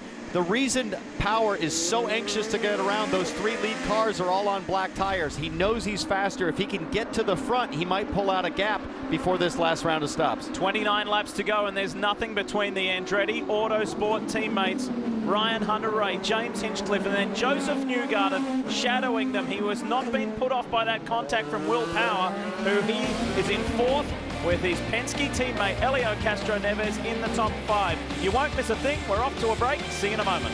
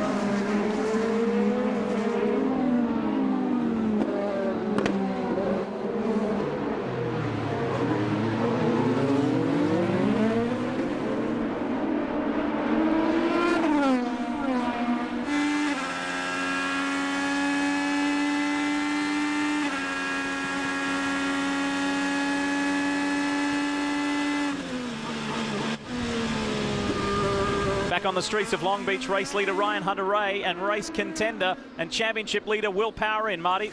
Lee, as predicted very early in the window, this is the strategy they used 2 years ago. Will Power wants no changes to the car. His teammate Helio Castroneves also on for sticker reds on for Will Power. His teammate Helio Castroneves follows him out. Guys, this is the outlap for the win right here for Will Power. He was close enough to Hunter-Reay. If it stays green, these next several corners are everything to claim the lead here at Long Beach. And he's got clear track. The last thing that you want to come out with is traffic when you have the reds on, and now he's got to make really quick outlap. The next 2 laps are going to be pivotal for him. He was within range of Hunter Ray. If Hunter Ray has a good stop, I think they're going to come out pretty much neck and neck with each other. We've spoken a lot about the difference of willpower from the second half of the season on as Ryan Hunter-Reay comes in. We'll get back to that story in a moment, but let's focus on these two. This is first and second in the motor race, and this needs to be the best that Andretti Autosport's got to get Ryan Hunter-Reay serviced and sent to stay ahead of willpower. And Hinchcliffe's got a great chance to just get ahead if his guys do an awesome job, which they've done all year so far. Power's coming up to turn 9 of the 11-turn track. And the money stop for Ryan Hunter-Reay and his team. He wanted no changes, but a long debate to do a little turn on the front wing. Hey, watch Not the red tires. Let's see where he sequences out. Well, you see willpower on your left there, really washed out in the hairpin there. That's going to hurt his exit all the way down this long straightaway. Here it is. Hunter-Reay's up to speed. Look to the right on Power's view. You'll see the yellow DHL car pop out, or do you? They've already gone. Now hang on, Lee. Cold tires for both these guys. Willpower's up to temperature, up to pressure. He's going to catch them like you've never seen before. Push hard here. Look in the background, there's Power. Both of these cars on blacks. We know that the blacks are not as quick as the reds. Willpower on fresh reds for the rest of the race. This is going to be a very, very interesting race. Joseph Newgarden comes in. He's been running third for the majority of the race. What a day for Sarah Fisher-Hartman Racing. Going to sticker blacks. We're going to be real good here till the end. As we mentioned, Joseph Newgarden was trying to debate whether to go with red or black tires. You see him putting on those new primaries right now, which means they won't be as quick as the red, but they should hold on longer. Now let's see how this cycles through for Ryan Hunter-Reay. James Hinchcliffe. Power, incidentally, is all over the back of Hinchcliffe. And look to the right of your screen there. There is Newgarden with that fluorescent yellow being serviced. He's sent and he's on his way out. 50 miles per hour down the pit lane, the speed limit. I am shocked that Hunter-Reay and Hinchcliffe went with blacks. Only 25 laps to go. You got Power on reds, and Power is going to be all over him the next 10 laps. Here come the top 3. Joseph Newgarden comes out in front. Wow. How about that? But can he maintain it? Now they're going to be all over him. This is going to be the lap of Joseph Newgarden's life. You got the first 3 guys on the harder black tires. Willpower on warm, soft reds. Hunter-Reay to the inside. Oh, 3 of them get taken out. Oh! Can you believe what you've just seen? Castroneves contact. Newgarden, Hinch. There goes Sato. They're plowing in. The track is blocked. Nightmare. This is a nightmare. The track is almost blocked. Track is completely blocked. Stay in your car. Stay bolted in if you're okay. My goodness. The guys who have dominated this race in the top 3 positions are done. It is so hard to pass here that when you've got the target in sight, your eyes are as big as saucers and you're thinking, this is my chance. For Ryan Hunter-Reay, I'm afraid that wasn't high probability. It was high risk. A little bit over-optimistic, and I'm surprised at that move by Hunter-Reay. He's been so calm and so collected, and nothing has rattled him this weekend. But when he saw that car in front of him, he just went for the hole that was really just virtually closed. Oh. And you look at Joseph Newgarden atop, James Hinchcliffe atop, Hawksworth. And that is a blind corner, guys, coming through there. So for that kind of stack-up contact, you got Tony Kanaan also wrecked there. For that kind of contact, you have no idea those guys are there. Sato came around, nowhere to go. Sarah Fisher cannot believe it, PT. And it's a quick corner, as Sarah Fisher has to be absolutely gutted. This little team, which is really known as an oval team, they specialize really in ovals. Really their first opportunity to win a street race. The kid was right at the front, trying to hang on, and a little bit of an over-optimistic move by Ryan. Yeah, big time. I mean, he'll watch this replay and think, man, I want that back. That's not a brake zone. I think that's he should a have brush waited of the to the next corner. At least. I think he could have squared him up and got him into the next corner. All right, let's run you through a sequence of replays. And boy, did the Sarah Fisher-Hartman team do a superb job to get young Joseph out in time. And look, Sarah's pumped. She's pumped when she realized her young man from Nashville, Tennessee gets out at the front of the field. However, it was only for a matter of seconds. Here goes Ryan Hunter-Reay on the inside. He knew he was there. He knew that Ryan was looking. In fairness to Ryan, he knows that Newgarden's got cold tires, right? Yeah. So he's got 1 lap of heat in the tires. And right at that here comes point, Sato. Oh, yeah, Joseph knew he was coming and faded him, and it squeezed him. But Ryan, he had the knife between his teeth. He was going no matter what. Wow. And Will Power and Mike Conway said thank you very much as they just skipped on through. That was a big impact on Joseph. Now there's going to be some guys here that go into podium contention. You got Conway's going to be P2. Montoya, I think, is going to end up 4th on this next restart once we get all this cleaned up. You've got Munoz is going to be 3rd, I believe. And Montoya got through there as well. I think right Montoya's going to restart 4th. We're going to see another Colombian battle, I believe. Let's see here. There's Montoya. Oh, that's Huertas. That's Huertas. You're going to have Colombian 3rd, 4th, and 5th on the restart. Now, right here, he's squeezing him, and then he stuffs it in and gets him right in the back wheel. You know, when I look at it from that view, PT, I can see why Hunter Ray thought that was his chance. This is what it looked like from James Hinchcliffe's point of view. Running 2nd for the majority of the race and well and truly in the hunt. Watch this.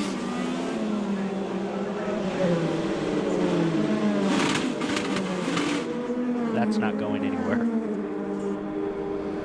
And this is what it looked like for the now race leader, Will Power. Pretty smart driving there by Will. He saw all that happening. You know, I think what happened there is what really threw Hunter Ray off is the fact that Newgarden faded back over and opened the door sort of unexpectedly. You would expect him to just stay inside and block it. All right, let's go to the Sarah Fisher Hartman camp. Here's Kelly. Yeah, and the excitement's certainly short-lived here. Sarah, if you just watch those replays, what goes through your mind?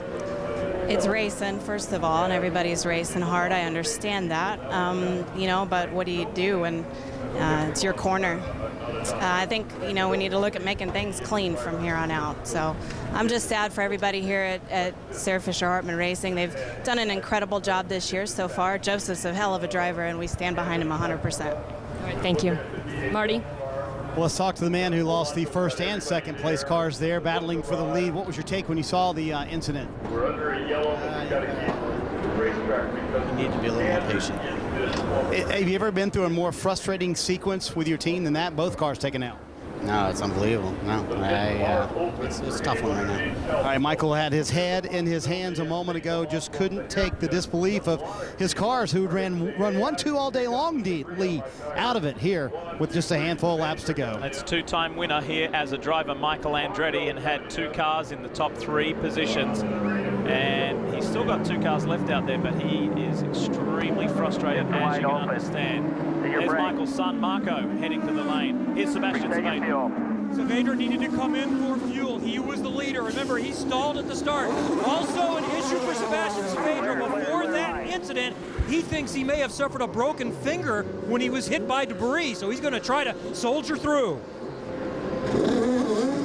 You know, how do you break your finger, you might be asking at home. Well, when you're turning on a street course in these cars, your right hand or your left hand, depending on which way you're turning, is actually sticking above the monocoque, the carbon fiber tub that you sit in, and a piece of debris, you know, if it's heavy enough, I could easily see that breaking your finger.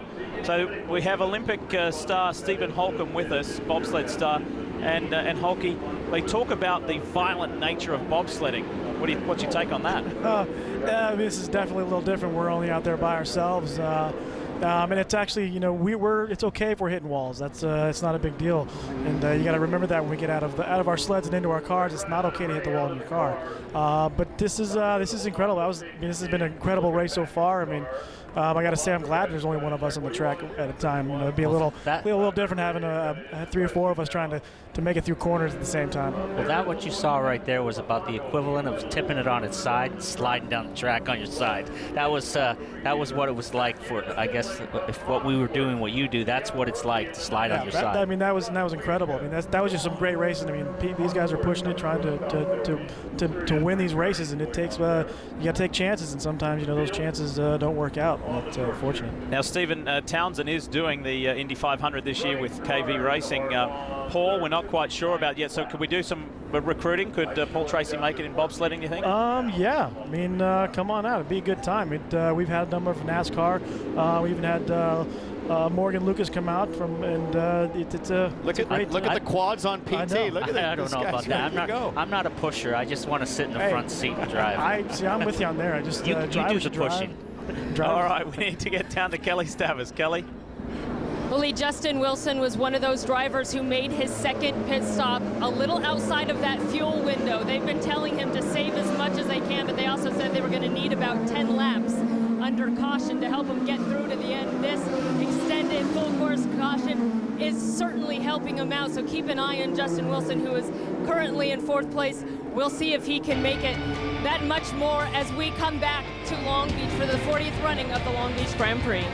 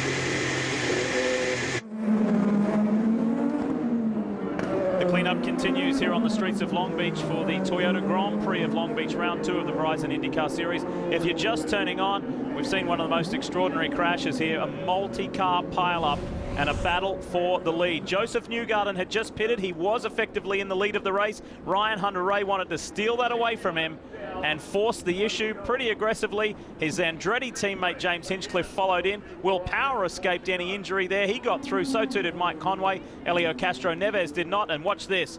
Munoz misses, Sato does not, Kanan does not, nor does Jack Hawksworth. And Juan Pablo Montoya did a very nice job there. Under brakes, avoided everybody. And here it is from Ryan Hunter-Reay's angle. You know, on board with Hunter-Reay, I wouldn't want to be a race official these days, because how is that any different than the Pagenaud situation with Bourdais? You know, look what it leads to. So, gosh, it's so tough to go from, you know, boys have at it to over officiating, and in this case, there's no officiating to be done. All these cars are done. And that Sato's crash was really, really hard. He really did a lot of damage to the car. Here's Marty. Tony Kanaan was one of the guys who piled in there, and what was your take of that? I think people being greedy. I mean, I had nothing to do with it, but you know, on Cone Tires out of the pits, you know, the Target Ganassi boys did such a great job on the stop. But Barry told me in the radio to be cautious, but you know, we were going in there, and then Sato hit it. And then all of a sudden, the 98 car was also behind me really close and kind of pushed me a little bit. Obviously, he couldn't see either, and you guys saw what happened. So basically, whoever started that, I would say it wasn't a smart move, especially in that corner, but we just caught by surprise. Frustrating end of the day for Tony Kanaan, who finally had things going in the right direction, Kelly. Yeah, talk about frustrating, especially for Joseph Newgarden coming out there on top, but tell me what happened. Well, it's hard to tell. I mean, I was on cold tires. It's very hard to control the car. You know, I knew Hunter-Reay was on hot, and that, you know, at some point he's probably going to get me, but I didn't expect anyone to come up in the inside of 4. It's so little room in 4 that, you know, you normally can't make a pass there even if something like that's going on. So I tried to give Hunter-Reay a little room unless he got in there too hot and put a wing in, and next thing I knew, I was in the wall, and then I was just getting plowed into by everyone. And I just feel bad. I mean, that shouldn't happen up front. It really shouldn't. You shouldn't have incidents like that. You're running up front clean all day. I feel bad for Honda. I mean, you had three Hondas in the top doing a great job. Everyone on this team at Sarah Fisher Hartman Racing. It's one race out of the year. It's obviously it's a tough one because it's Long Beach and because we were running up front. But we had a great car, and credit to my whole team. I mean, they built an amazing car. We had good stops. So I feel bad for our group, everyone that's involved with us, and especially Honda. It's just it's a tough break for everyone all around. So we'll just have to try and move on to the next one. Disappointing end for the 67 car, Lee. Yeah, one of the homegrown talents from Nashville, Tennessee. Great American IndyCar driver who has a huge future, and he may have been able to pull off his very first win today, but that's no longer not the case, nor for the defending race winner, Takuma Sato. His day's done as well.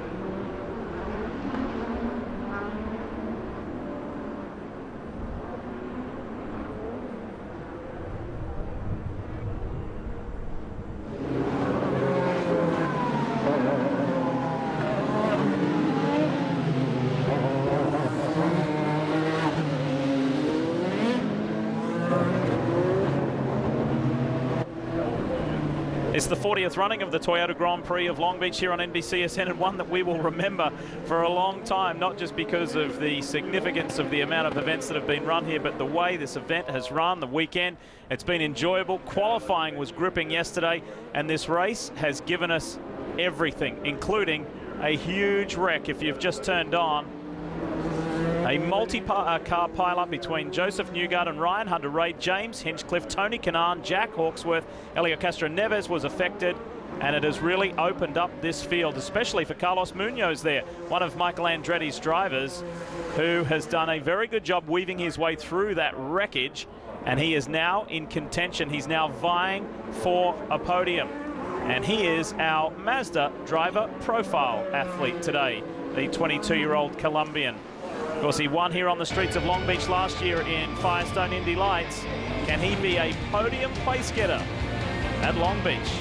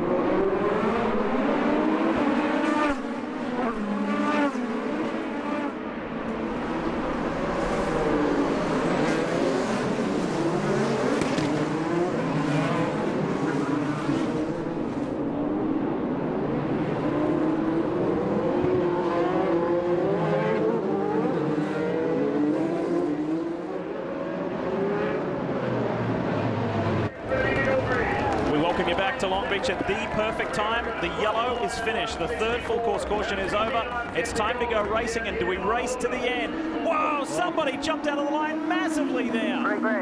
That was Carlos Huertas, the rookie. That was Huertas on Munoz. You see him side by side, green car, red car, about 5 back. And I'm pretty sure that will draw a penalty, because Bo Barfield said in the driver's meeting he wanted to see nobody show a nose or pop out of line until the green came out. Exactly, and look at that. Mike Conway wrapped up Will Power. That was a nice move. And now Carlos Munoz in that green and white car, putting the pressure on Montoya, Huertas, and Graham Rahal is suddenly back in the mix. Graham Rahal all over the back of Montoya on that restart. Now Huertas, where did this guy come from? Started dead last. Great racer he is. And up front, Justin Wilson putting the pressure on Scott Dixon. Now, importantly, we must note these two guys at the front, Dixon and Wilson, who are duking it out. Oh, they hit! Wilson's over and out. And his suspension's bent. That's him done. Justin Wilson is done for the day.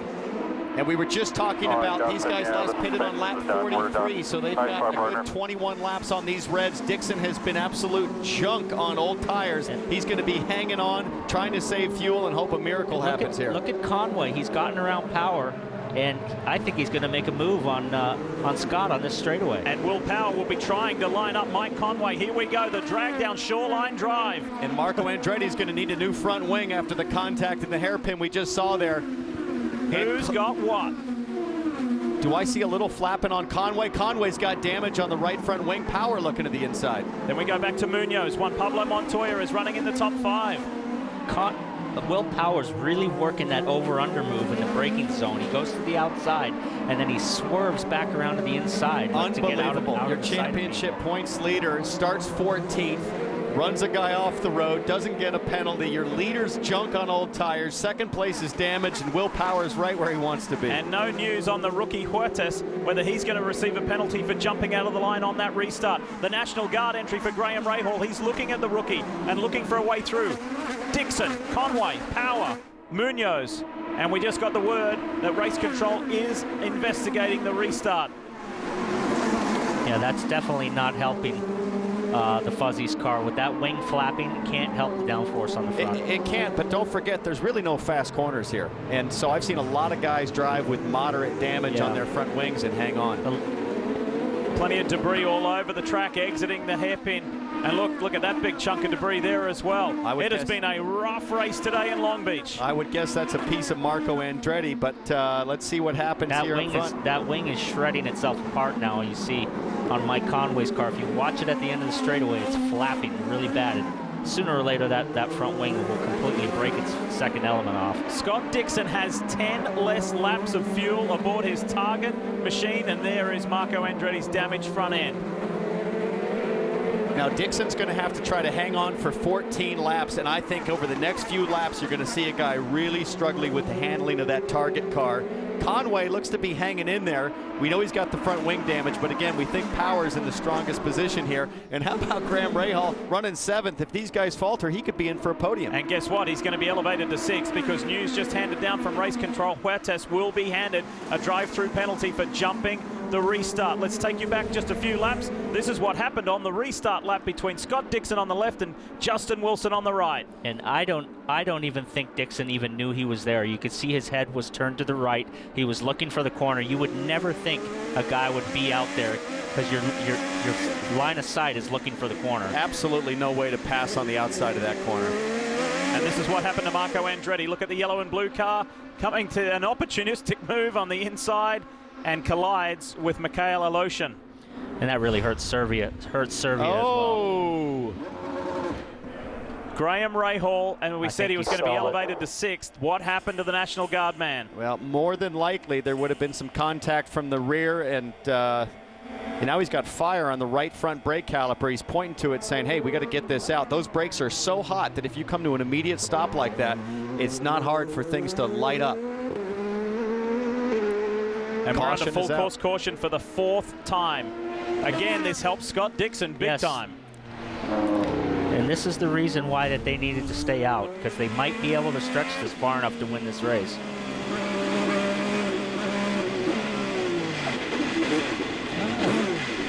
No, somebody hit him. I'm not quite sure who would have been directly behind him. Was it Justin? No, it wasn't Wilson. It was Michaela Lotion was immediately behind him. It almost looked like somebody hit him, didn't it? Because it just snapped right around. Yeah. So what was a great run has come to a very abrupt halt for Graham Rahal. What an eventful day it's been for him. The man who finished runner-up in this event last year. Extremely frustrating practice sessions, qualifying session. However, as Kelly documented earlier, it turned around in the warm-up after massive work at Rahal Letterman Lanigan Racing. However, now it takes a turn for the worst, and guess what? We've only got 12 laps to go. Can Scott Dixon hang on? That's the biggest question that needs to be answered. If we get another yellow, he might be able to do it, because these yellows are breeding yellows. Guys, now it's the end of the race, and they are getting after it right now. And most importantly, those rear tires are getting slow laps. You know, he's not putting the abuse that really has hurt him today, Lee. All right, let's find out who has gone the Firestone extra mile.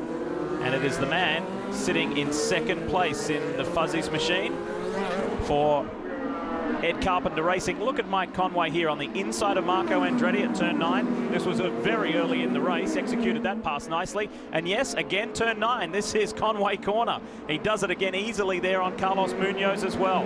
So the man who has a very busy schedule coming up between racing IndyCar and the World Endurance Championship, going back and forth across the Atlantic, is getting the job done here, Marty. Well, Lee, Ryan Hunter-Reay's had a chance to take a breath and collect his thoughts. He has not, however, seen a replay. I just want to get your take from behind the wheel of what happened with the incident there with Joseph Newgarden. Yeah, we had a strong car, and Newgarden came out of pit lane, and I knew he was on cold tires, so he was really struggling to get up to speed through turn 1, and then to turn 3.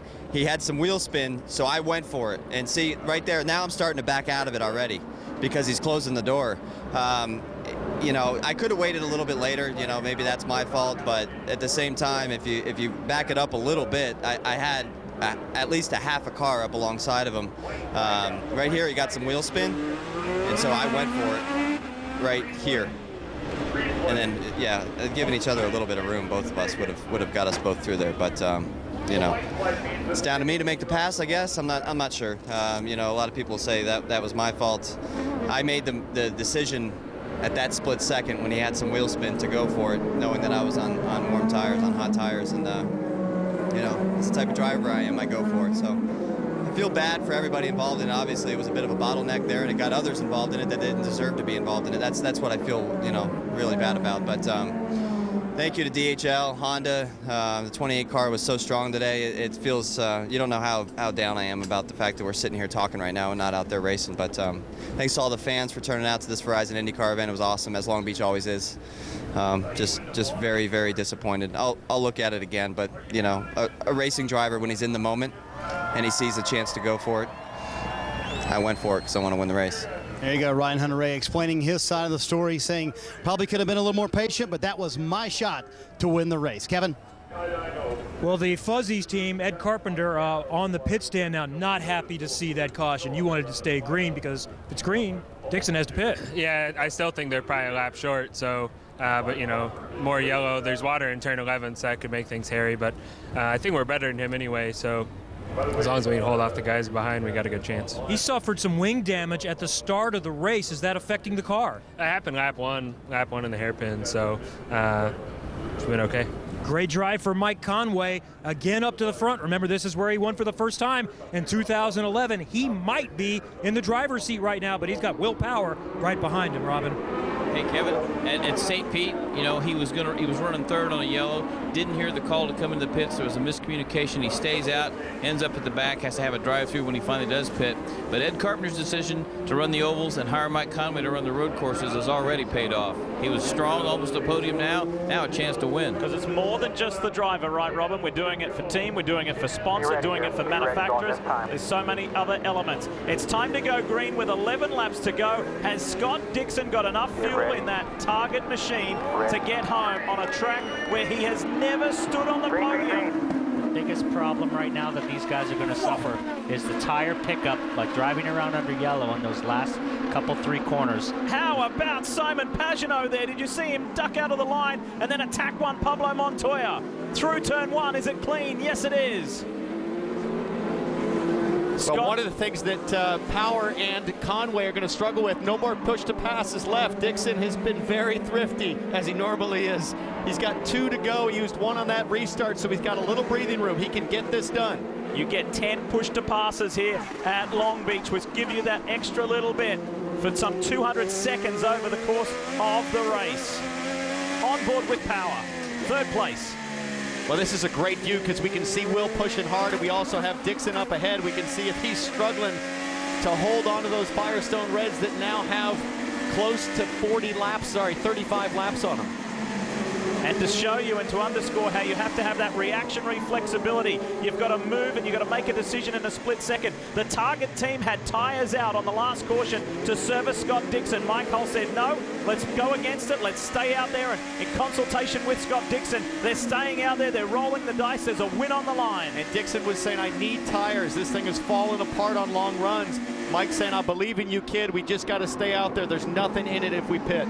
And you can see coming off the hairpin, Dixon was checking his mirror to see where Conway was, but he's pretty good off the hairpin for how old these tires are. He's getting pretty good traction, and really the main spot to pass is on the front straightaway, and he's quite good off the last corner. 10th place, Elio Castro Neves is going to be penalized for jumping the restart. Meanwhile, it's time to hear from James Hinchcliffe. Here he is. 9 to go. Exciting racing on the track back in the paddock. James Hinchcliffe, and I see your left wrist is taped up. What happened? Just, was trying to get around Joseph, and when I eventually made contact, your full opposite lock, and the wheel just snapped around and just sprained it, I think. Nothing broken, so we'll be all right, I think. What was your take on the accident? It's, I guess what I got to say is it's a tough break just because, obviously we didn't have a great start, but we made some moves to get back up into P2 there, and, we were chasing Ryan, and the Andretti Autosport cars were rocking it, and to be running up front in the UFD car, we were so happy, and I guess at the end of the day, patience is a virtue, and someone wasn't very virtuous today, and it cost both of us and this team a lot. So I'm pretty disappointed. It was a rookie move, and I feel bad for Joseph and Tony and everybody else that got involved.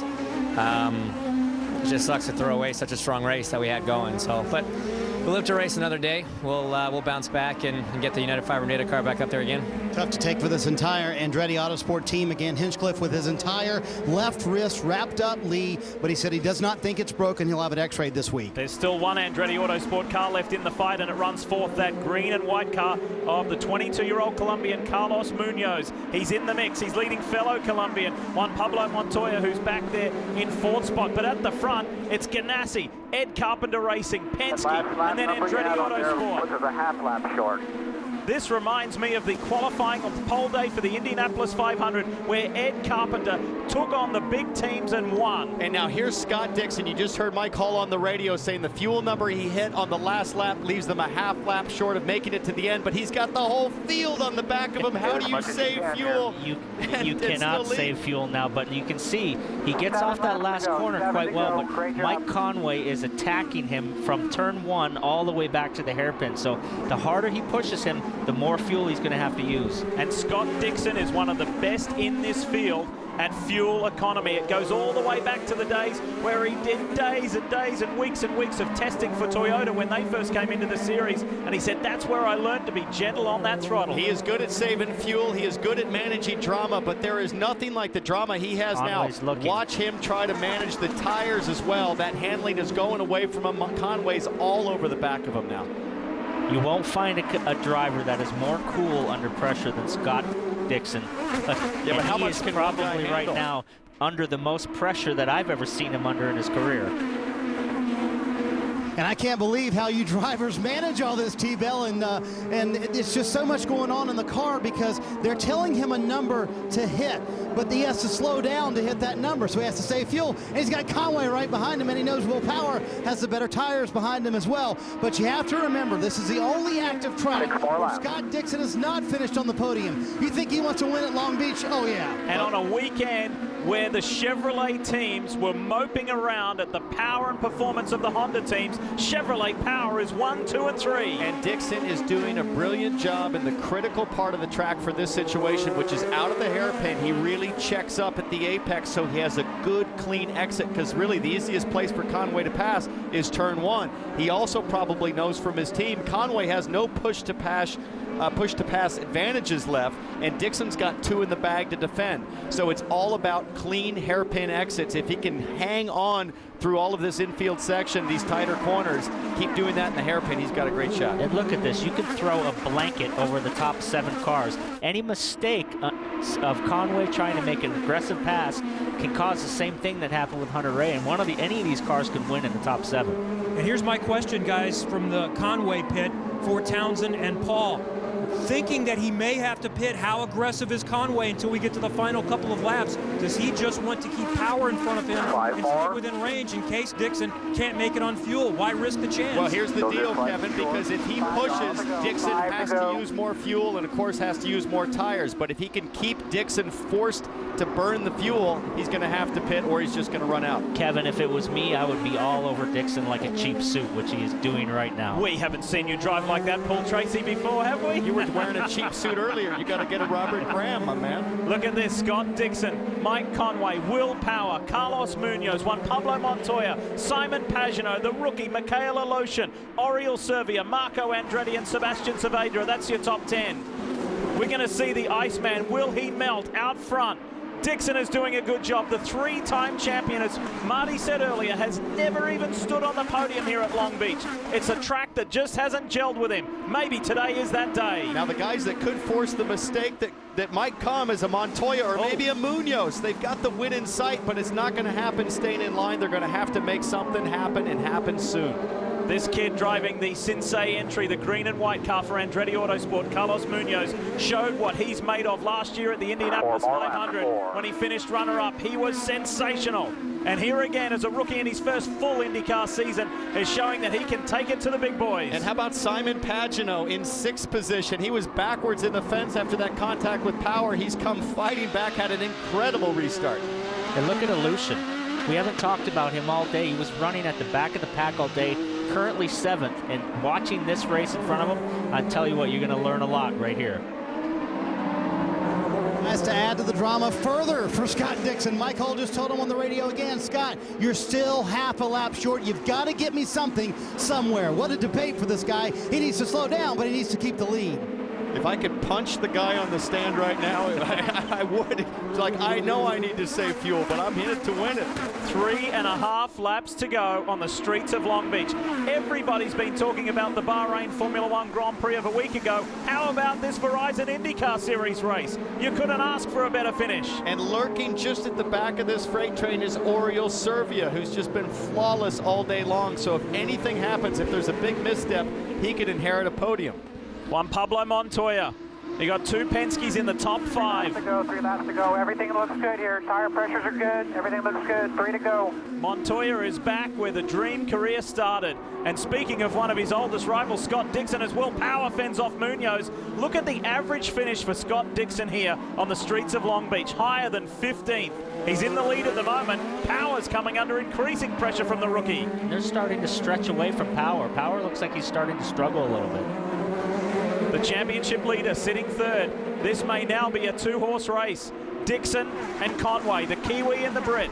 I get the feeling that Conway can see that they're weak. We're hearing that somebody's laying out. Is that It's Dixon? Ganassi. It's Ganassi. What would you do here? Well, I wonder if they say you're going to be a half a lap short, if it really means you're more like 2 laps short, so you're not letting your competitors know if they're monitoring the scanner that you really have no chance. But let's find out. I think with the cars that are running now, whether you pit or not pit, you're going to finish in the same position. If it was me, I would stay out to the end, and if I ran out of fuel, you're going to finish 15th. If you pit on this lap, pit now, pit now. Oh, Dixon's in. The race leader is in. So half a lap was a joke. They weren't close to making it. Now Conway's got clean air. And well, I expect him to just be a rocket ship here, and Power's going to try to hang on. I completely agree with you. I think you're going to see Conway just stretch away from Power now. There is Ed Carpenter of the Fuzzies Ed Carpenter Racing Team. Mike Conway has won here at Long Beach, and he's won at Detroit. Is Will Power going to push him? Can he do anything? Can Power get back-to-back wins and keep this victory streak, this successive roll going? Conway, Power, Munoz, all 0 push-to-passes remain. 1 Pablo Montoya, 1 left. When's he going to use it? Well, he's got to use it here pretty soon. I'm sure he doesn't want to be beaten by the younger Colombian. He wants to teach him a lesson, get himself on his first podium, which would be a great result for him coming back. Conway, Power, Munoz. Will that be our podium in that order? Coming down to the final run. Will Power won the final 2 races of 2013. He won the season opener at St. Petersburg. Can he keep this streak going? Flag, white flag. Well, You last are lap the to leader. go. He's going to have to close this gap here with a very deep turn 1 brake zone. Let's see what happens. He told Marty Snyder earlier, I'm just in a different mindset now. I'm going for the win. I'm not counting points. I'm not thinking where I am in the championship. It's all about victories. Lee, I'm watching Mike Conway's car, and man, it looks hooked up. It looks like he is just managing this gap. He's got no issues on balance. Great grip out of the Fuzzy's car. And man, Will Power's going to have to pull off a miracle here. There was some radio transmission issues aboard the Fuzzy's Chevrolet for Mike Conway at St. Petersburg a couple of weeks ago, and he missed the pit box to come in and pit when it was time under caution. Then he passed the safety car.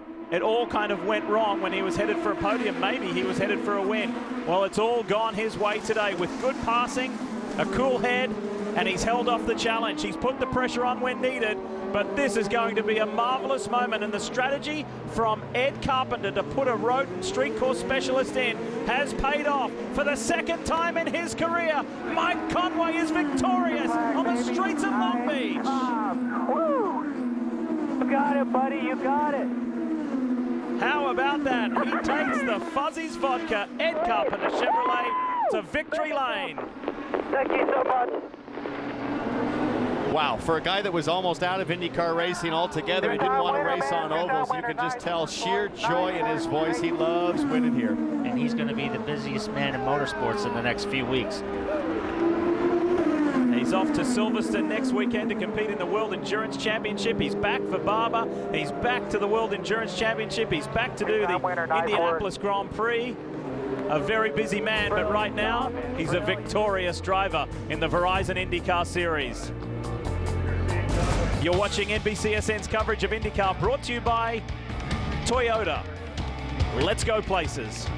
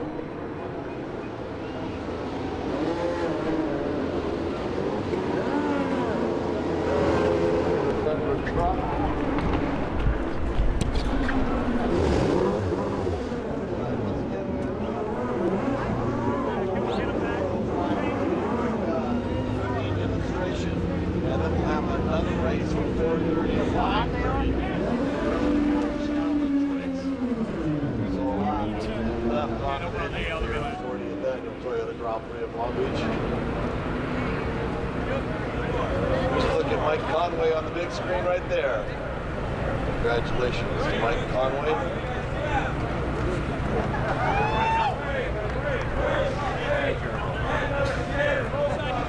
You got a water bottle?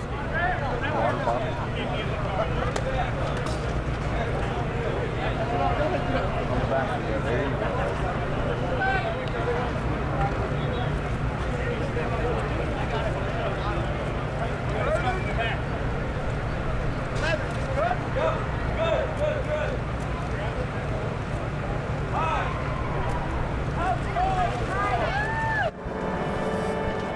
Back at the streets of Long Beach, the 40th Toyota Grand Prix of Long Beach, where Mike Conway is a winner for the second time here, the third time in his career. And Ed Carpenter's decision to step out of the cockpit outside of the Olds pays off in just the second try. Conway riding the Lara chassis, celebrating with the boss. What a run for Mike Conway. Mike, you are as calm, cool, and collected. We joke about your pulse is always at 40. You've got to be fired up. I can't believe it. I can't believe I'm actually here. I mean, wow, just awesome job by the team. We just really hung in there all day. You know, we weren't sure what we had, but just hung in there all the way at the end, and it just seemed to come to us. And just fantastic job by the boys, all the fuzzy crew. I can't believe it. 2 times Long Beach winner. It's unbelievable. It's just so good to be back here. Ugly faces over there somewhere, so there can be 2 of them now. I talked to you after just about every session. I never sensed that you had confidence that you could run way up front. You thought you could make something out of it, and then you add in you broke the front wing at the beginning of the race. How are you here? Yeah, I mean, as you say, you never know where you're going to be, so you just got to push as hard as you can all the time. All the way to the end I pushed. I knew Will was going to be close, and he was good off the last corner, but I knew I just had to keep it clean there. I wasn't sure if Scott was going to pull in. I couldn't see him saving fuel, and the guys were like, oh, he should be saving, and I was like, oh, no. But a second would have been good anyway, but man, I can't believe it. Second place, and yeah, I mean, I had so much drag off that front wing, but awesome. Would you have tried to pass him in the final 3, 4, 5, 6 laps, knowing he might have to pit? Did you just want to pressure, or would you have taken the chance? I was thinking about it at the beginning. I mean, I got close a couple of times, but then after that, it was hard to get really close enough for a pass, and my overtakes were finished. So I couldn't really get close enough, to be honest, and I wouldn't have risked it. But I couldn't see him. I didn't really know if he had to save fuel or not. The guy was telling me he had to, so I just stayed behind him and hoped that he pulled in, and then he did 2 laps to go. So it was like a gift from up off. And obviously we lost some contenders with the crash up front and then the near track blockage. How close was it for you to squeak through there? Well, luckily Lee Bentham, who was on the radio down at that section, luckily told me there's a stay right, and then I stayed right through the corner, saw the 2 on the left, and then another 2 came together and speared right. So I managed just to get in between, and that was it. So wow, I can't believe I'm here though. It's so cool.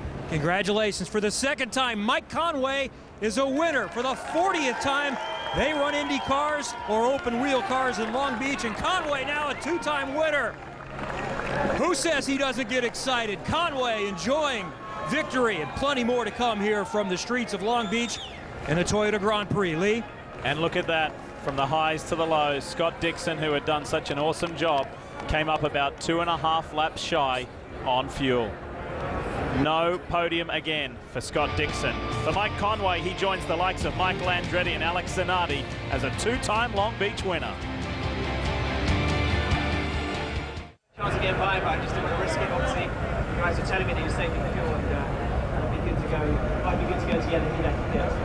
Yeah, just with all the information I needed. Just a great job by everybody. When you joined this team, everybody thought, boy, this could be the perfect fit with Ed on the ovals and you on the road to street courses. Could you ever imagine that you could do it in race 2? I mean, I wasn't sure today, I'll be totally honest with you, but I just hung in there and we just cycling forward.